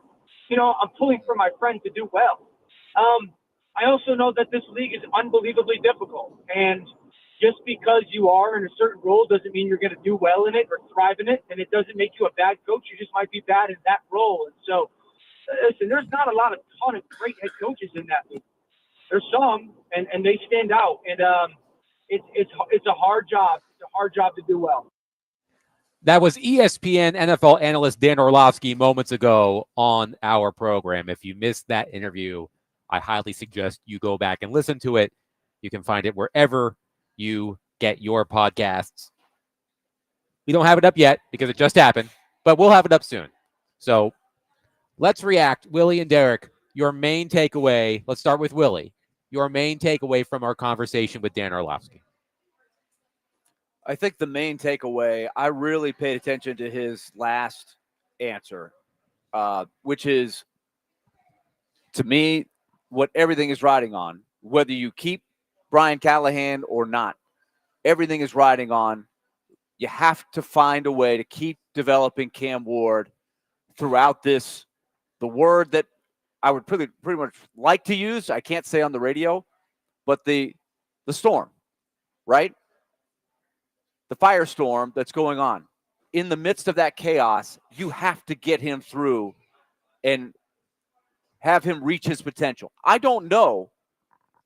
We were going to, before they did this, do a big roster breakdown of the two teams we watched last night. Another really good Monday night game. Let's save that for tomorrow. Yeah, I think we're going to. But here's one thing I thought of. And I'm watching the Lions and the Ravens, and I'm thinking to myself, the Titans are a long way from having a roster. They're playing like a different two. sport, it looks like. Well, no, they're not playing a different sport. They don't have the players. How many drafts, how many moves would it take to have a roster like that? And let's not forget, it took the Lions a couple of decades to build, to get to the point where they built that team. Then they started getting some traction about 4 years ago. They started stringing together good drafts. They draft smart. They made a very smart trade with Matthew Stafford, and they arguably have the deepest roster in football. The Titans are a long way away from that. But in the meantime, they hope that they have their quarterback. And that's a hard way to do it. What is Cam Ward going to do in the meantime while they build this roster, which I think is going to take at least 3 years now? When I look at it, it is unrealistic to think that they could be. Now, maybe they can get to an 8-9, 9-8 kind of thing in a couple years, but it's going to take some time. And they almost are better off being really bad this year and then finagling and see if they can get a lot of picks out of it. So I was paying attention to Orlovsky's points of some things he might think about of how do I get Cam Ward through this where he doesn't sacrifice his habits mechanically while the plays are breaking down all around him. I think that's real sound thinking. This is not a good team. That's my synopsis of it. It's not a good team. And Dan said as much. He believes they have a good quarterback. The play caller, he said it. I mean, listen, I'm a friend. I'm rooting for him. But it hasn't gone well. And, that's why I asked him the question, what is it going to take? Because, a lot of times, because the Titans didn't come out at the beginning of the year and say it's going to take X amount of wins. They did. They made sure they didn't do that. What they said is we want to see development. All right. Well, in 3 weeks going on 4, you haven't seen any development outside of the quarterback somewhat. Your young receiver, he looks good and promising. Your returner looks good and promising. But as a whole, you haven't seen any improvement as a team. So they strip you of your, or you give up your ability to call plays. And he said this is basically it for him. Now, if they don't win, it's no more, at least it seems like to Orlovsky, it's either you win or you're going to be shown the door. And I think Brian Callahan realizes that now. And maybe this will be a blessing for him in the sense of there will not be as much anxiety before the game or during the game. I got to make every play work. Now you just sit back and you just hope that you can, be a facilitator now. That's all you are, is a facilitator, CEO. You're just managing everybody now. Everybody else is going to do the work. Let's see how well you manage a bunch of grown men now, not just your players, but including your coach. A couple of reaction texts on our text line driven by Wilson County. Hyundai.com. Brandon says, sounds like Dan needs to be in the building. Well, I do believe Dan Orlovsky has taken coaching interviews in the past. Randy on our text line says, I love what Dan had to say about, this is all over the place, Randy. I love what Dan had to say and was explaining, especially working on the fundamentals. Do you believe the current coaching staff is thinking about those types of concepts, or are they not experienced enough to use some common sense? I think they are thinking about how to develop this quarterback. They would be foolish not to. So I'm not going to sit here and make that proclamation that they don't know. No, they are trying to develop this young man the best way they know how. They're doing the things that I believe you should do for a young quarterback. Things are not, your team is just not good. That's what it boils down to. And you're trying to develop your quarterback you're trying to develop your quarterback in a situation that is not advantageous for him. That's what you're trying to do. But you're not the first team that has went through it, and you won't be the last team that is going to go through this. Anytime you're picking first overall, it's for a reason. Your team has been bad for a few years. It just didn't fall off. You just didn't fall off the cliff in 1 year unless you had injuries. This has been a build-up to the number one pick. And when you get the number one pick, that means your team's not good all around. And that's what he's dealing with. And I think, and Chip from Mount Juliet makes this point on our text line. Cliff Kingsbury has failed at coaching stops, better coordinator than head coach. And sometimes it's as simple as that. There are coaches out there who are not cut out to sit in the big chair. It happens. And we've seen it in all sports. So Brian Callahan may not be, or likely appears to not be, cut out to be, well, or maybe definitely. I don't know. Maybe I should be more decisive about it. Brian Callahan does not appear to be head coach material in the NFL. But is he offensive player? Offensive coordinator. Worthy, because he hadn't shown he gets a chance to show that he can be a coach if you take away the play calling duties. Yeah. Let's see if it looks better. He's getting an opportunity to do that, which some would say he's probably fortunate to get that opportunity. Some organizations probably would. You said this in the first hour, D. Mason. I hadn't thought of it, but I think I agree that they are showing a certain amount of patience, because I think there have been organizations before that would just pull the plug on just say, get him out of there. Let's give the fans their red meat and just get him out. The bloodlust was the vampires, all of the things. Was the bloodlust quenched at all today? Yes. Callahaters 615-737-1025. Yeah, I think so. A little bloodlust. Yeah. You got the thirst for blood was quenched. You got some. Maybe some animals and not like the full 5 humans like some vampires. You're still like a little parched. Movie. You're still a little parched, but you aren't your bloodlust was quenched a little bit. Your thirst for blood. Thinking of vampire movies where like, hey, these wild animals, they turned up dead. Why? How did that happen? People are like, oh, it's the vampires. It's the vampire. Watch out. And some of the townspeople go, vampires? What are you talking about? There's no vampires. Lo and behold, they're in your living room now. But here is his chance to try to concentrate on the things that can help a team be the best they can be, with him being the head coach. Focus on that. That's all he can do. and the rest will take care of itself, right? There's no question. He's on the outside looking in, right? That the assumption is going to be he's not going to make it. They're going to make a change at the end of the year. He gets a chance to audition week to week to try to see if he can make it better this way. 615-737-1025. Our phone and text lines are driven by WilsonCountyHyundai.com. We are flying by the seats of our pants today, folks. Most of the time, I have a detailed grid. I send to Willie. I send to Derek. I send to David.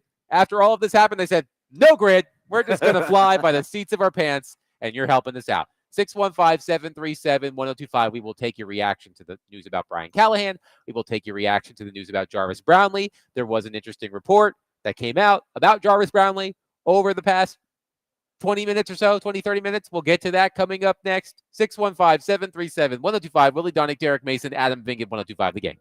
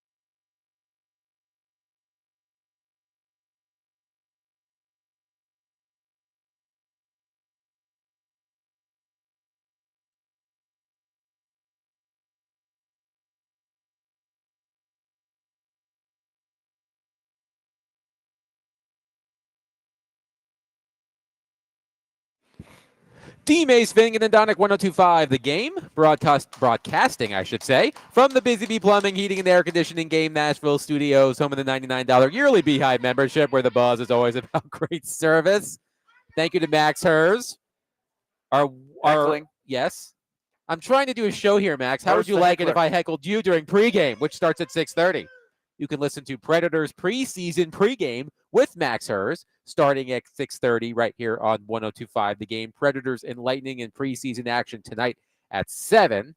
Among the veteran players who will be dressing for the Predators tonight, Philip Forsberg, Justin Barron, Spencer Stasny, Michael McCarron, Nick Perbix, Roman Yossi, Brady Shea, UC Saros, Brady Martin will be in the lineup tonight. All of them. Steven Stamkos. So all of them. A star-studded preseason lineup. Everybody. Well, the key prospects to me are the guys to watch tonight, and so that would be Brady Martin, as you mentioned, Matt Wood, Reed Schaefer, Joachim Kemmel. Those are the guys that I think have the opportunity in the absence of Luke Evangelista. Take away Brady Martin, he's a center. But the other three guys, I think, all have a chance. Wood, Kemmel, Schaefer, to grab a spot in the absence of Evangelista, who is continuing his holdout. He left. He's gone back to Canada. I really don't get that. We're going to talk more about that tomorrow on Preds Insiders. Yep, live at 6 o'clock. But hopefully he'll sign later today, and he'll be on his way back down here. But in the meantime, Schaefer, Wood, Kemmel, all first-round picks, all very young, trying to make a mark. Wood had a particularly good game on Sunday against the Panthers, or what they were calling the Panthers, right? Those were not the real Panthers; those were the AHL Panthers. And tonight's lineup for the Lightning, kind of similar. You're not going to see the main guys. Kucherov is not in tonight. Why am I not surprised? Nevertheless, Predators and Lightning preseason action, puck drop at 7, pregame at 6:30, right here on 102.5 The Game. Hopefully nobody heckles Max Hers while he's trying to do his job. Jeez. Anyway, did anything happen today with the Tennessee Titans? Quite a bit. Too much. Brian Callahan, no, right? Brian Callahan has ceded, relinquished, his, I don't know if relinquished is that big of a word. He has given up his play calling responsibilities. Quarterbacks coach Bo Hardegree will be calling the plays moving forward. The Tennessee Titans are back in action this weekend at Houston, which is its own thing. You know how much Amy Adams-Strunk cares about winning in Houston. Also, and quite frankly, y'all are more fired up about this than the Brian Callahan stuff. The trading of Jarvis Brownley. It broke shortly before we went on the air that the New York Jets, it's since been made official, that the New York Jets acquired Brownley from the Titans.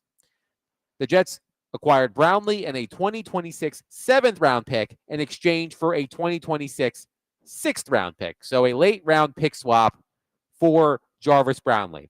And as I said, just based on our reaction on our text line driven by WilsonCountyHyundai.com, a lot more of you are bothered by what that means versus the decision for Brian Callahan to move off of the play calling duties. Because let's all be honest, Derek has said it plainly a couple of times today.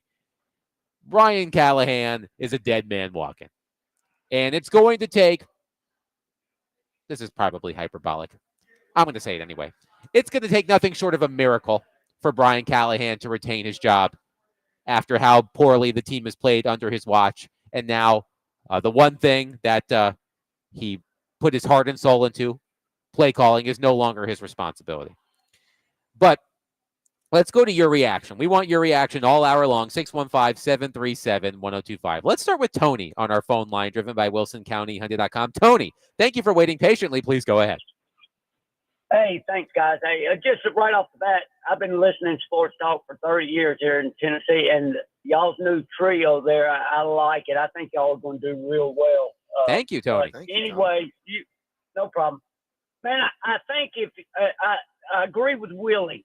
You look at it, it's kind of depressing. You're at least 3 years from matching up with somebody like Detroit. But I think if maybe knowing that we're going in the stadium, if you take and look, we're going to get the first, second, maybe third pick this year in the draft. We don't need our quarterback, so we can probably trade down to finally get us a left tackle, get more draft picks. But anybody that was not going to be part of this team 2 or 3 years, I'd trade them, get the draft. But I'd focus. I'd do your offense first. I'd get my offense, whether the defense was worse than the league, that would get a top-notch offense, support Cam, and then hit defense.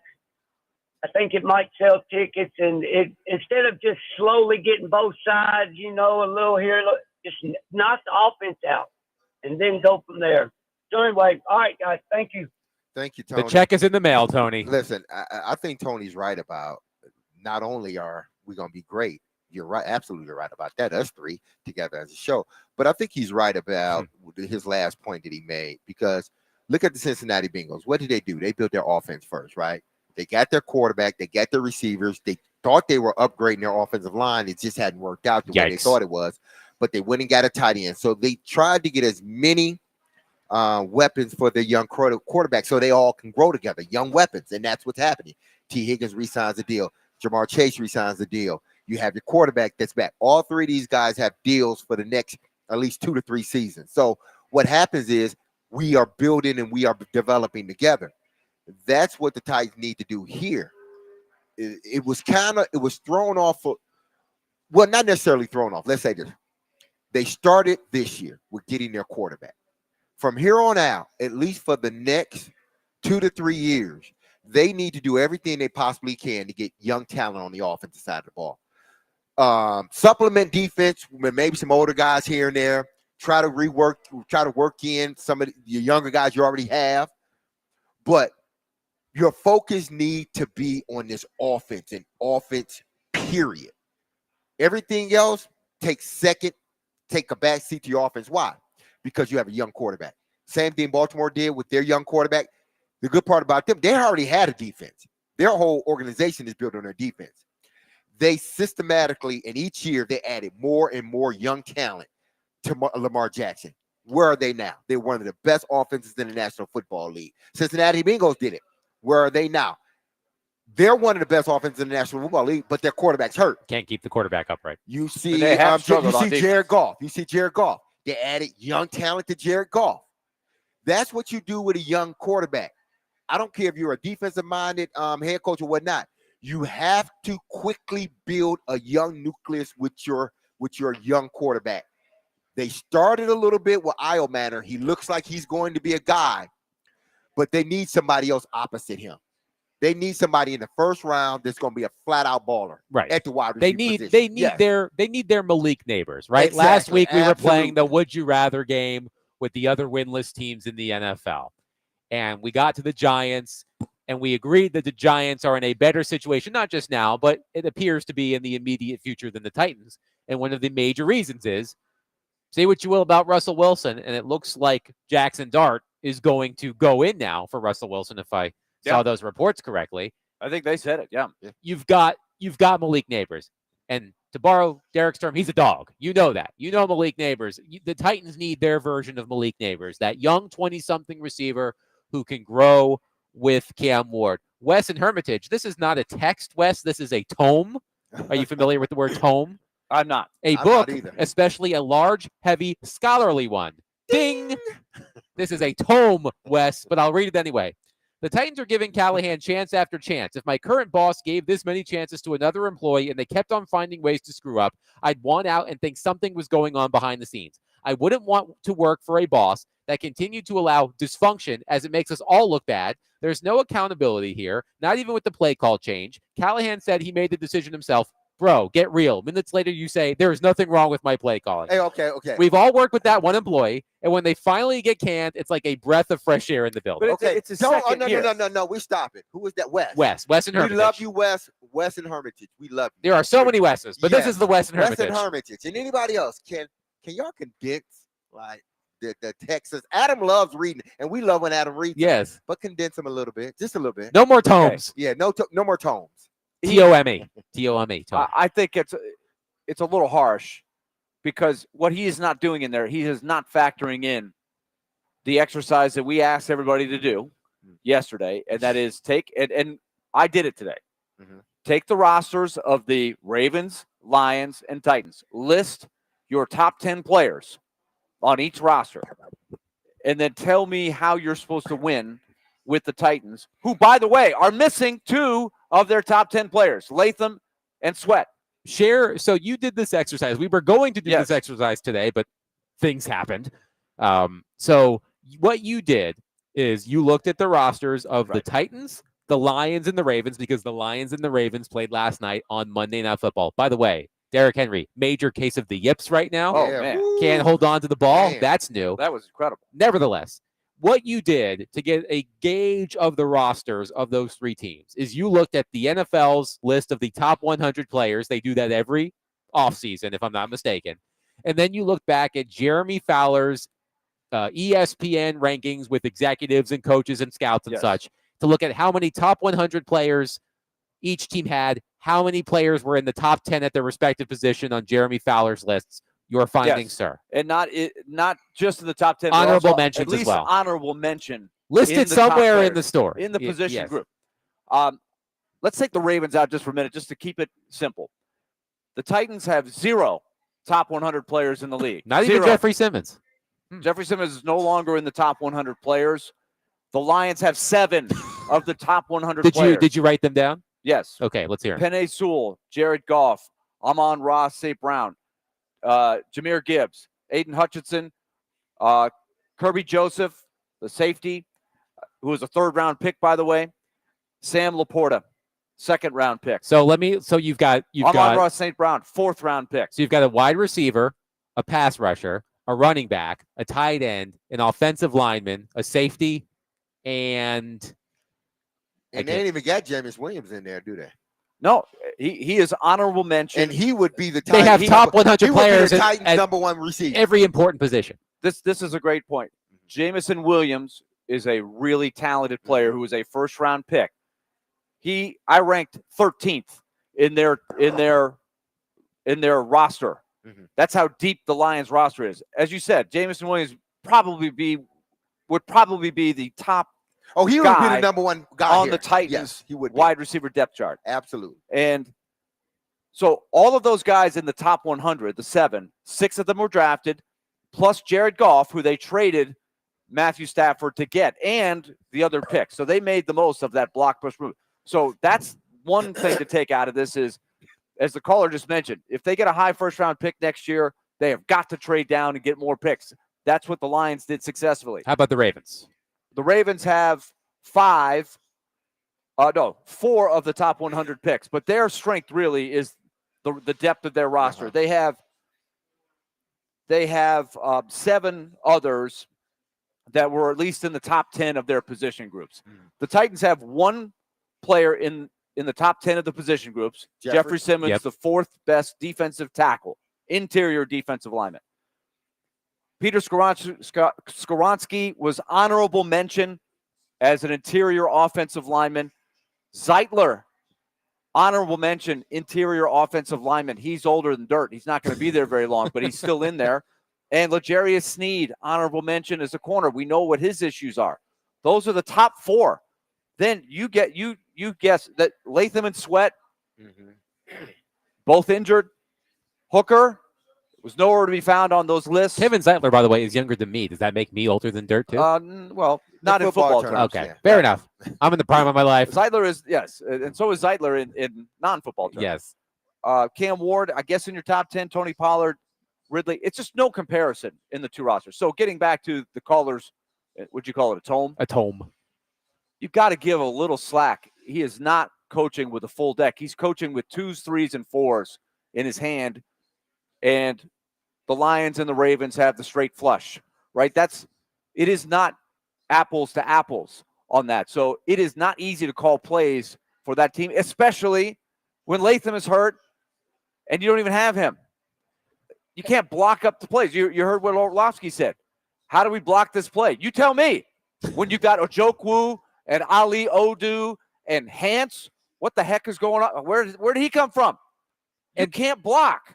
And to be clear, how do you call plays? And to be clear, us pointing this out is not us absolving Brian Callahan of blame for what's been going on. I agree. It is not. Let me be clear, because I think a lot of you have or will conflate what Willie just said with us defending Brian Callahan.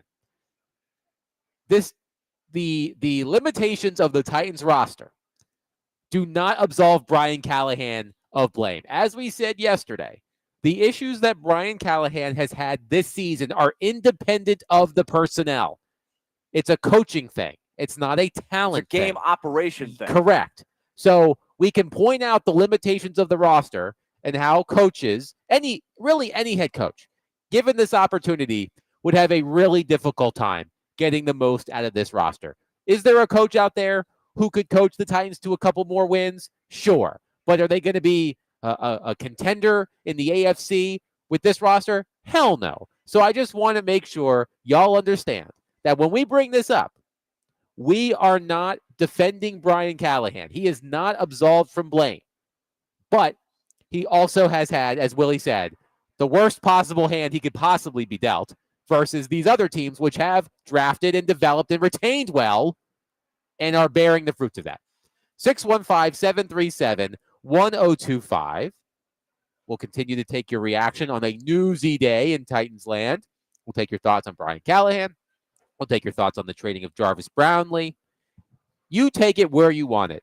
We are a show of the people on our first birthday. Today is the 1-year anniversary of the premiere of D. Mays, Fingen, and Donick. We love y'all. We appreciate it. We want to hear from you. 615-737-1025. Willie Donick, Derek Mason, Adam Vingen, 1025 The Game.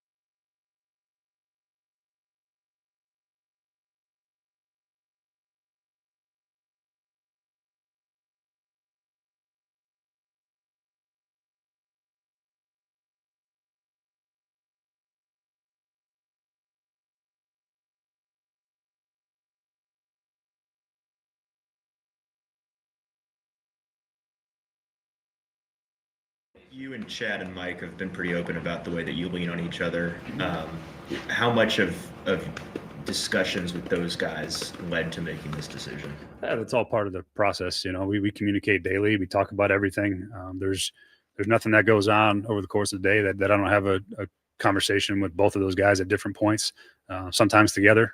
But our communication, I think, is what leads to our strength and our ability to operate. And these jobs sometimes require, some self-reflection and decisions that maybe sometimes personally you struggle with, and you got to look real hard at yourself and do what's best for the team. And I think that's ultimately what where we're at, and what we're trying to do is we want to win. We want to win games, and we want to put our team in great position to do so. And that's what the fun in this profession is. It's not fun losing football games, and we want to put ourselves in a better spot. And I think that's was all part of the discussion. So is that something that they suggested or just endorsed? No, that's something. This is something that I felt like would help us the most. And we talked through it. I think we talked through the pros, cons, all those things, and ultimately at the end of the day, felt like this was going to be the best thing for our football team moving forward, and allow us to allow me to do a better job as a head coach, and allow our coaches to coach, and our players to play. And I think that's the general mindset from the whole thing. And again, this isn't like it happens. It's happened all the time. This is not an abnormal process for guys in these roles, and for how these processes work, and trying to be better at the end of the day. And that's all I ask of our players. And I'm no different. So I'm trying to do a better job at the job that I have. Show of hands, everybody. And if you're driving, maybe you're on your way to the Predators game. Predators and Lightning in preseason action. Puck drop at 7, pregame at 6:30 right here on 102.5 The Game. So keep your hands on the wheel, but raise your hand in spirit. Raise your hand if you believe anything that Brian Callahan just said. Well, I believe that he was told this is what's happening, and I think he spun it in the best way he possibly could. I don't think he was given a choice, but to me, it was not about the play calling itself. It was the game operation embarrassment that they have suffered in 2 of the 3 weeks, with not getting a call challenge that should absolutely have been challenged and won, and indecision of having the wrong football on the field because you couldn't make a decision. To me, that screams of he can't handle both play calling and being a head coach. And so you have 2 choices if you're going to make a change. If you're Chad Brinker and Mike Borgonzi, relieve him of all of it, or he has to relinquish the play calling duties, which he didn't want to do 24 hours ago, but he wasn't given a choice. Right. Because that is, and I understand it from his resume standpoint, he's going to have a tough sell selling himself as a head coach only, because he was hired for his offensive wizardry. So he's trying to tell you he can still be involved in the offensive game planning, and this is going to be, it may well be better. He's still going to have a tough time salvaging this. And But this clearly came from above him. Yes. And I don't know Brian Callahan. I listen to a lot of his news conferences, obviously, for professional purposes. He seems like a good guy. And I think what happens sometimes, and Willie, you've mentioned this multiple times, I think what happens sometimes is, in his attempt to portray things in a positive light, he trips over himself. He steps in it. There was the part about the Aya Manor catch that wasn't challenged in Denver. He comes out and says, after the game, he basically admits, without admitting it specifically. No, he stepped in it by saying, yes, you have to have a foot down as well, right, which was wrong. And this is where he didn't have the right people, from the people in the booth to even the media relations person that's got to tell him, Brian, you're going to get this question. Right. Be ready for the answer. What are you going to say? And if he says, you have to have a foot down. Wait a minute, coach. Are you sure that's the case? These are the things that the people around him have failed him as well. Right. My point is that it was the next day, in his opening statement, he says, my interpretation of the rule was wrong. And then as he is being asked questions about it, goes, I've got a pretty good handle on the rules. Paraphrasing, of course. I just think this, I thought he dug the hole deeper. Yes. I thought that this was the best thing for the team. no, you didn't think this was the best thing for the team. Your bosses thought that this was the best thing for the team. And that I understand because Yes. that's what he has to say. He can't. He has to spin that. The other stuff was in his control and in his media relations control. The media relations, he could have avoided a lot of these things. Yes. And not made them a lot worse. If he'd have gone a little bit more Mike Vrabel and a short to the point kind of answer. Mhm. In other words, nobody would have known he didn't know the rule if he just said, my guys in the booth told me it wasn't close enough to challenge. I didn't get a good look at it. That's all he had to say. Right. Then he would have avoided this whole thing. I'm reminded of a scene from the off-season Hard Knocks featuring the New York Giants, which is the only off-season Hard Knocks because the Giants made fools of themselves in that off-season Right. Hard That's Knocks. a great point. And here's another one. Yesterday, we were going back at Sunday. We were going back and forth. We were going back and forth. He said it multiple times. In other words, I couldn't make a decision. A media relations director who goes to him before that press conference after the game says, Coach, they're going to ask you about the field goal that got blocked and that whole thing at the end of the half. What are you going to say? And as soon as he says, we were going back and forth, it's, Coach, you can't say that. You can't say that. You have to come up with something else. Because what he has become labeled as the coach who doesn't understand the rules. Doesn't understand the rules Yes. and can't make a decision. That is media. Derek, the scene I am referring to is I think it must have been at the NFL Draft Combine. So this was before the Giants moved on from Saquon Barkley. So it was a really interesting scene. So Joe Shane, who is the GM of the Giants, was sitting down with his director of communications, media relations, whatever the official title. And that person was doing what Willie is basically suggesting. He was saying, Joe, you are going to be asked this question about Saquon Barkley. You are going to be asked this question about Saquon Barkley. And what was cool about the editing was they spliced the meeting with the comms director with Shane's news conference. And at one point, Shane was working on a response about a question he was going to get on Saquon Barkley. And I can't remember exactly what he said, but his communication director was like, don't say it like that, basically. Yeah. And then they showed him at the news conference answering it the way that the comms director said he should answer it. And I understand, look, as a reporter, I love coaches who are willing to be expansive. We're here at Bridgestone Arena. I know a lot of you have mixed feelings about John Hines as the Predators head coach.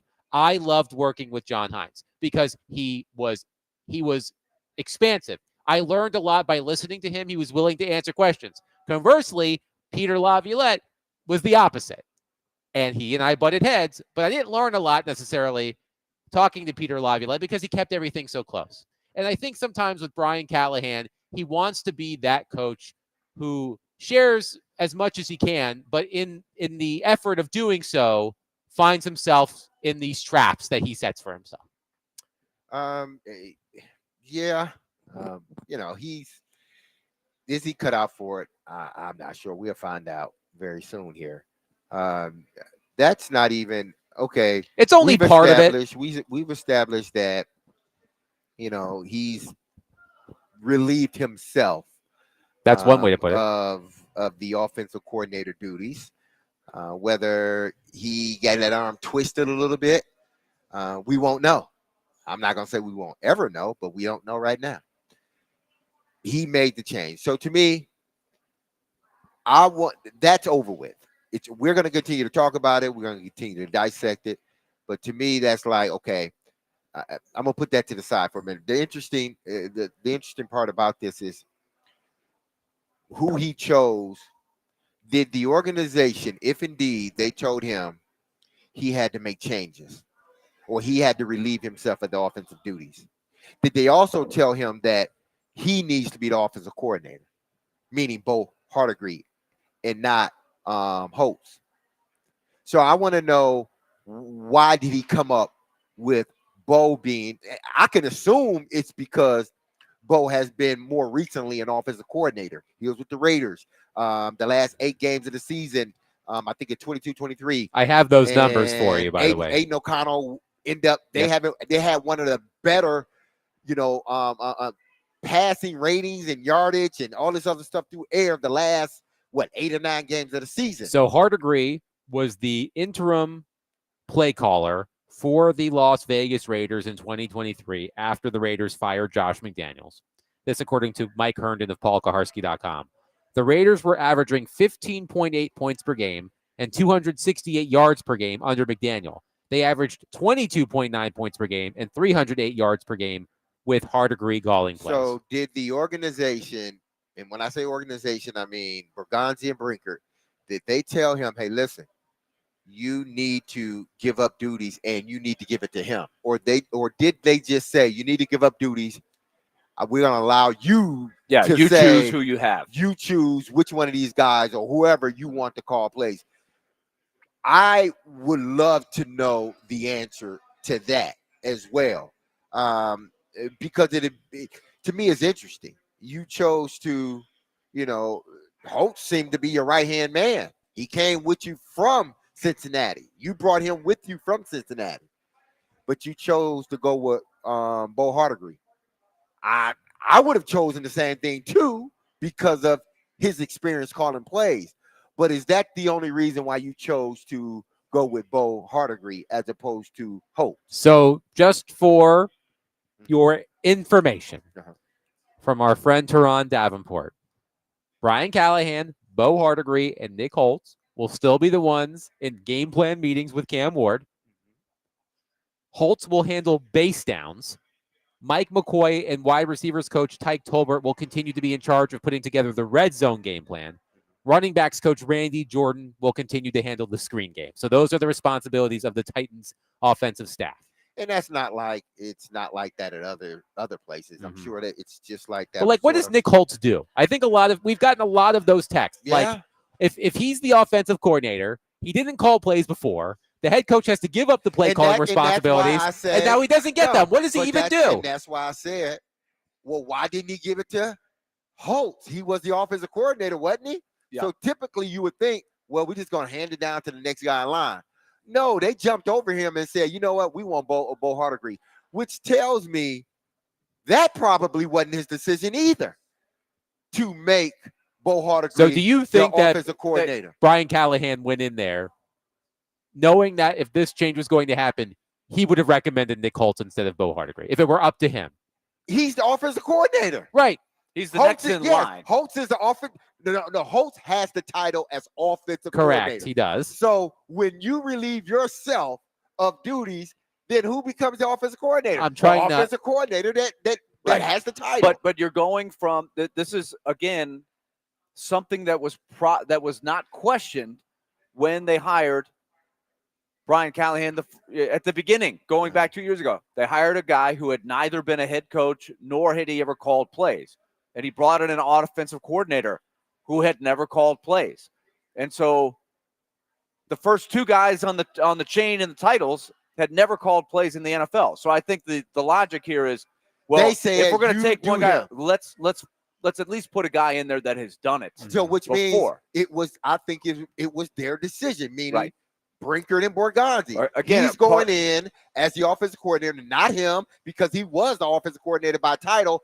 But no, we're going with this guy. Again, going back to part of my theory as to how we got here, the people surrounding Brian Callahan, which is his responsibility when it comes to assistant coaches, they have not served him well at all.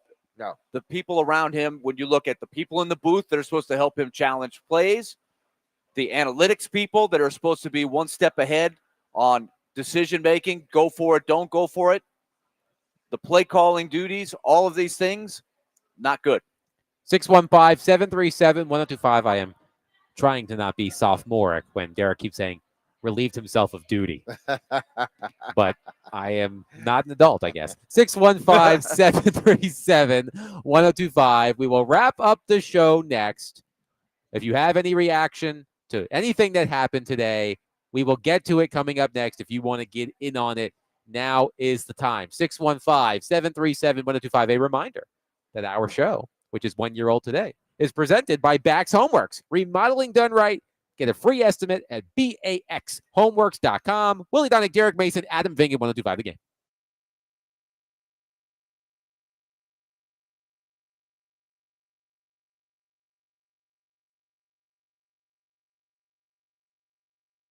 Derek Mason here. If you've injured yourself in a motorcycle accident, go to lawtigers.com for your free case evaluation. Even if your accident was months ago, you have nothing to lose by calling Law Tigers.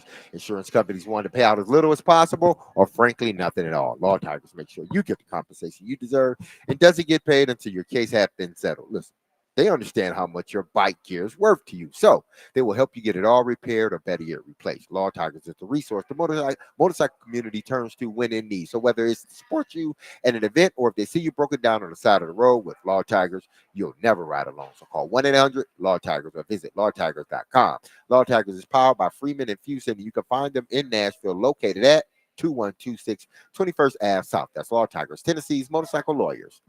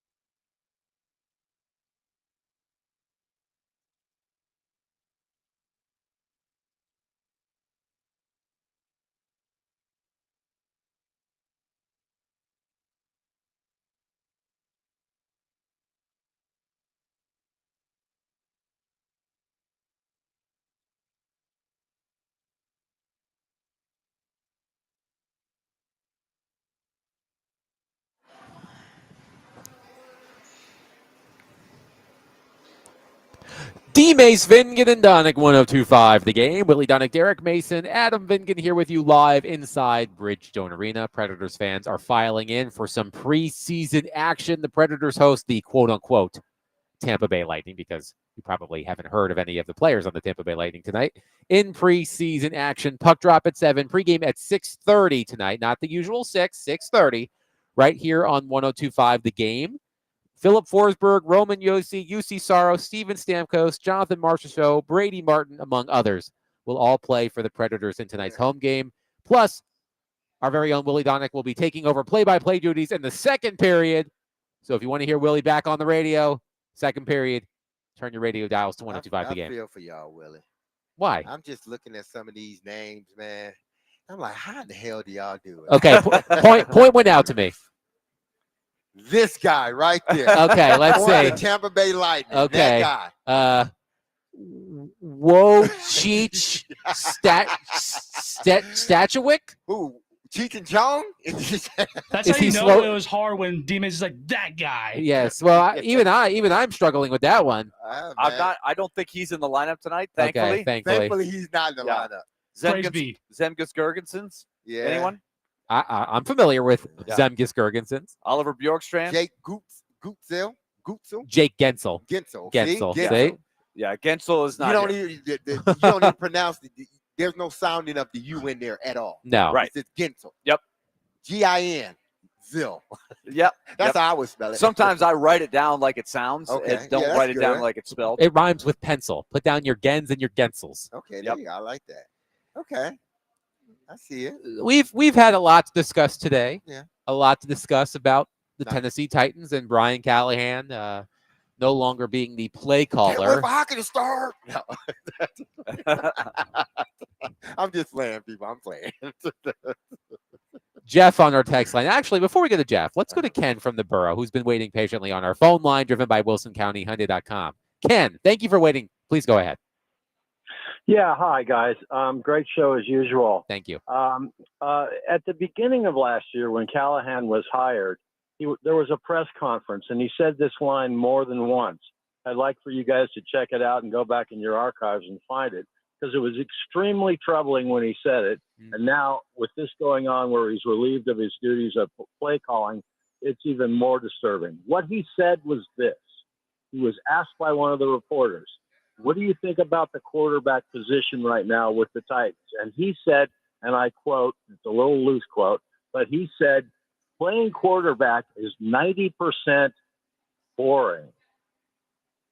They just have to learn that boring part to be okay. Now, I'm trying to think, when Joe Burrow was with this guy, was it boring for him in Cincinnati? Or is Josh Allen bored? Or Rodgers bored? Or on and on? It was one of the most ridiculous comments I've ever heard any head coach make. I'll leave it for you guys to talk about. Thanks. Thank you. I'm only assuming here because I've heard that statement made by other, individuals, not necessarily Brian Callahan or anybody else, but I've heard people who played the quarterback position or who coached it. He's not necessarily meaning the job. The job is boring. He's saying be okay with the boring, meaning the check down, right? The short passes, not the wild passes. That's exciting. The wild passes are exciting. 20, 30 yards down the field, 15 yards, in route, he catching, he run another 20.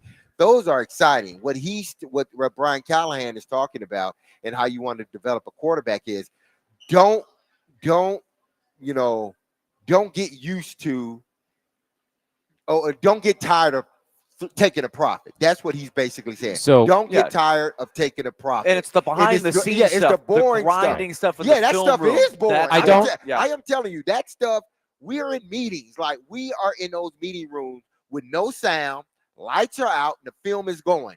We're in those meeting rooms about 2 hours at times, probably longer than that sometimes.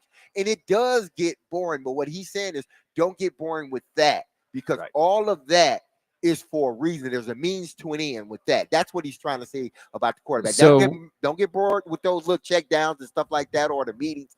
We're going to get through this. It's going to be good. I don't have a quote from Brian Callahan's introductory news conference, which the caller was referencing, but I found a quote from Callahan after the game against the LA Chargers last season, talking about Will Levis.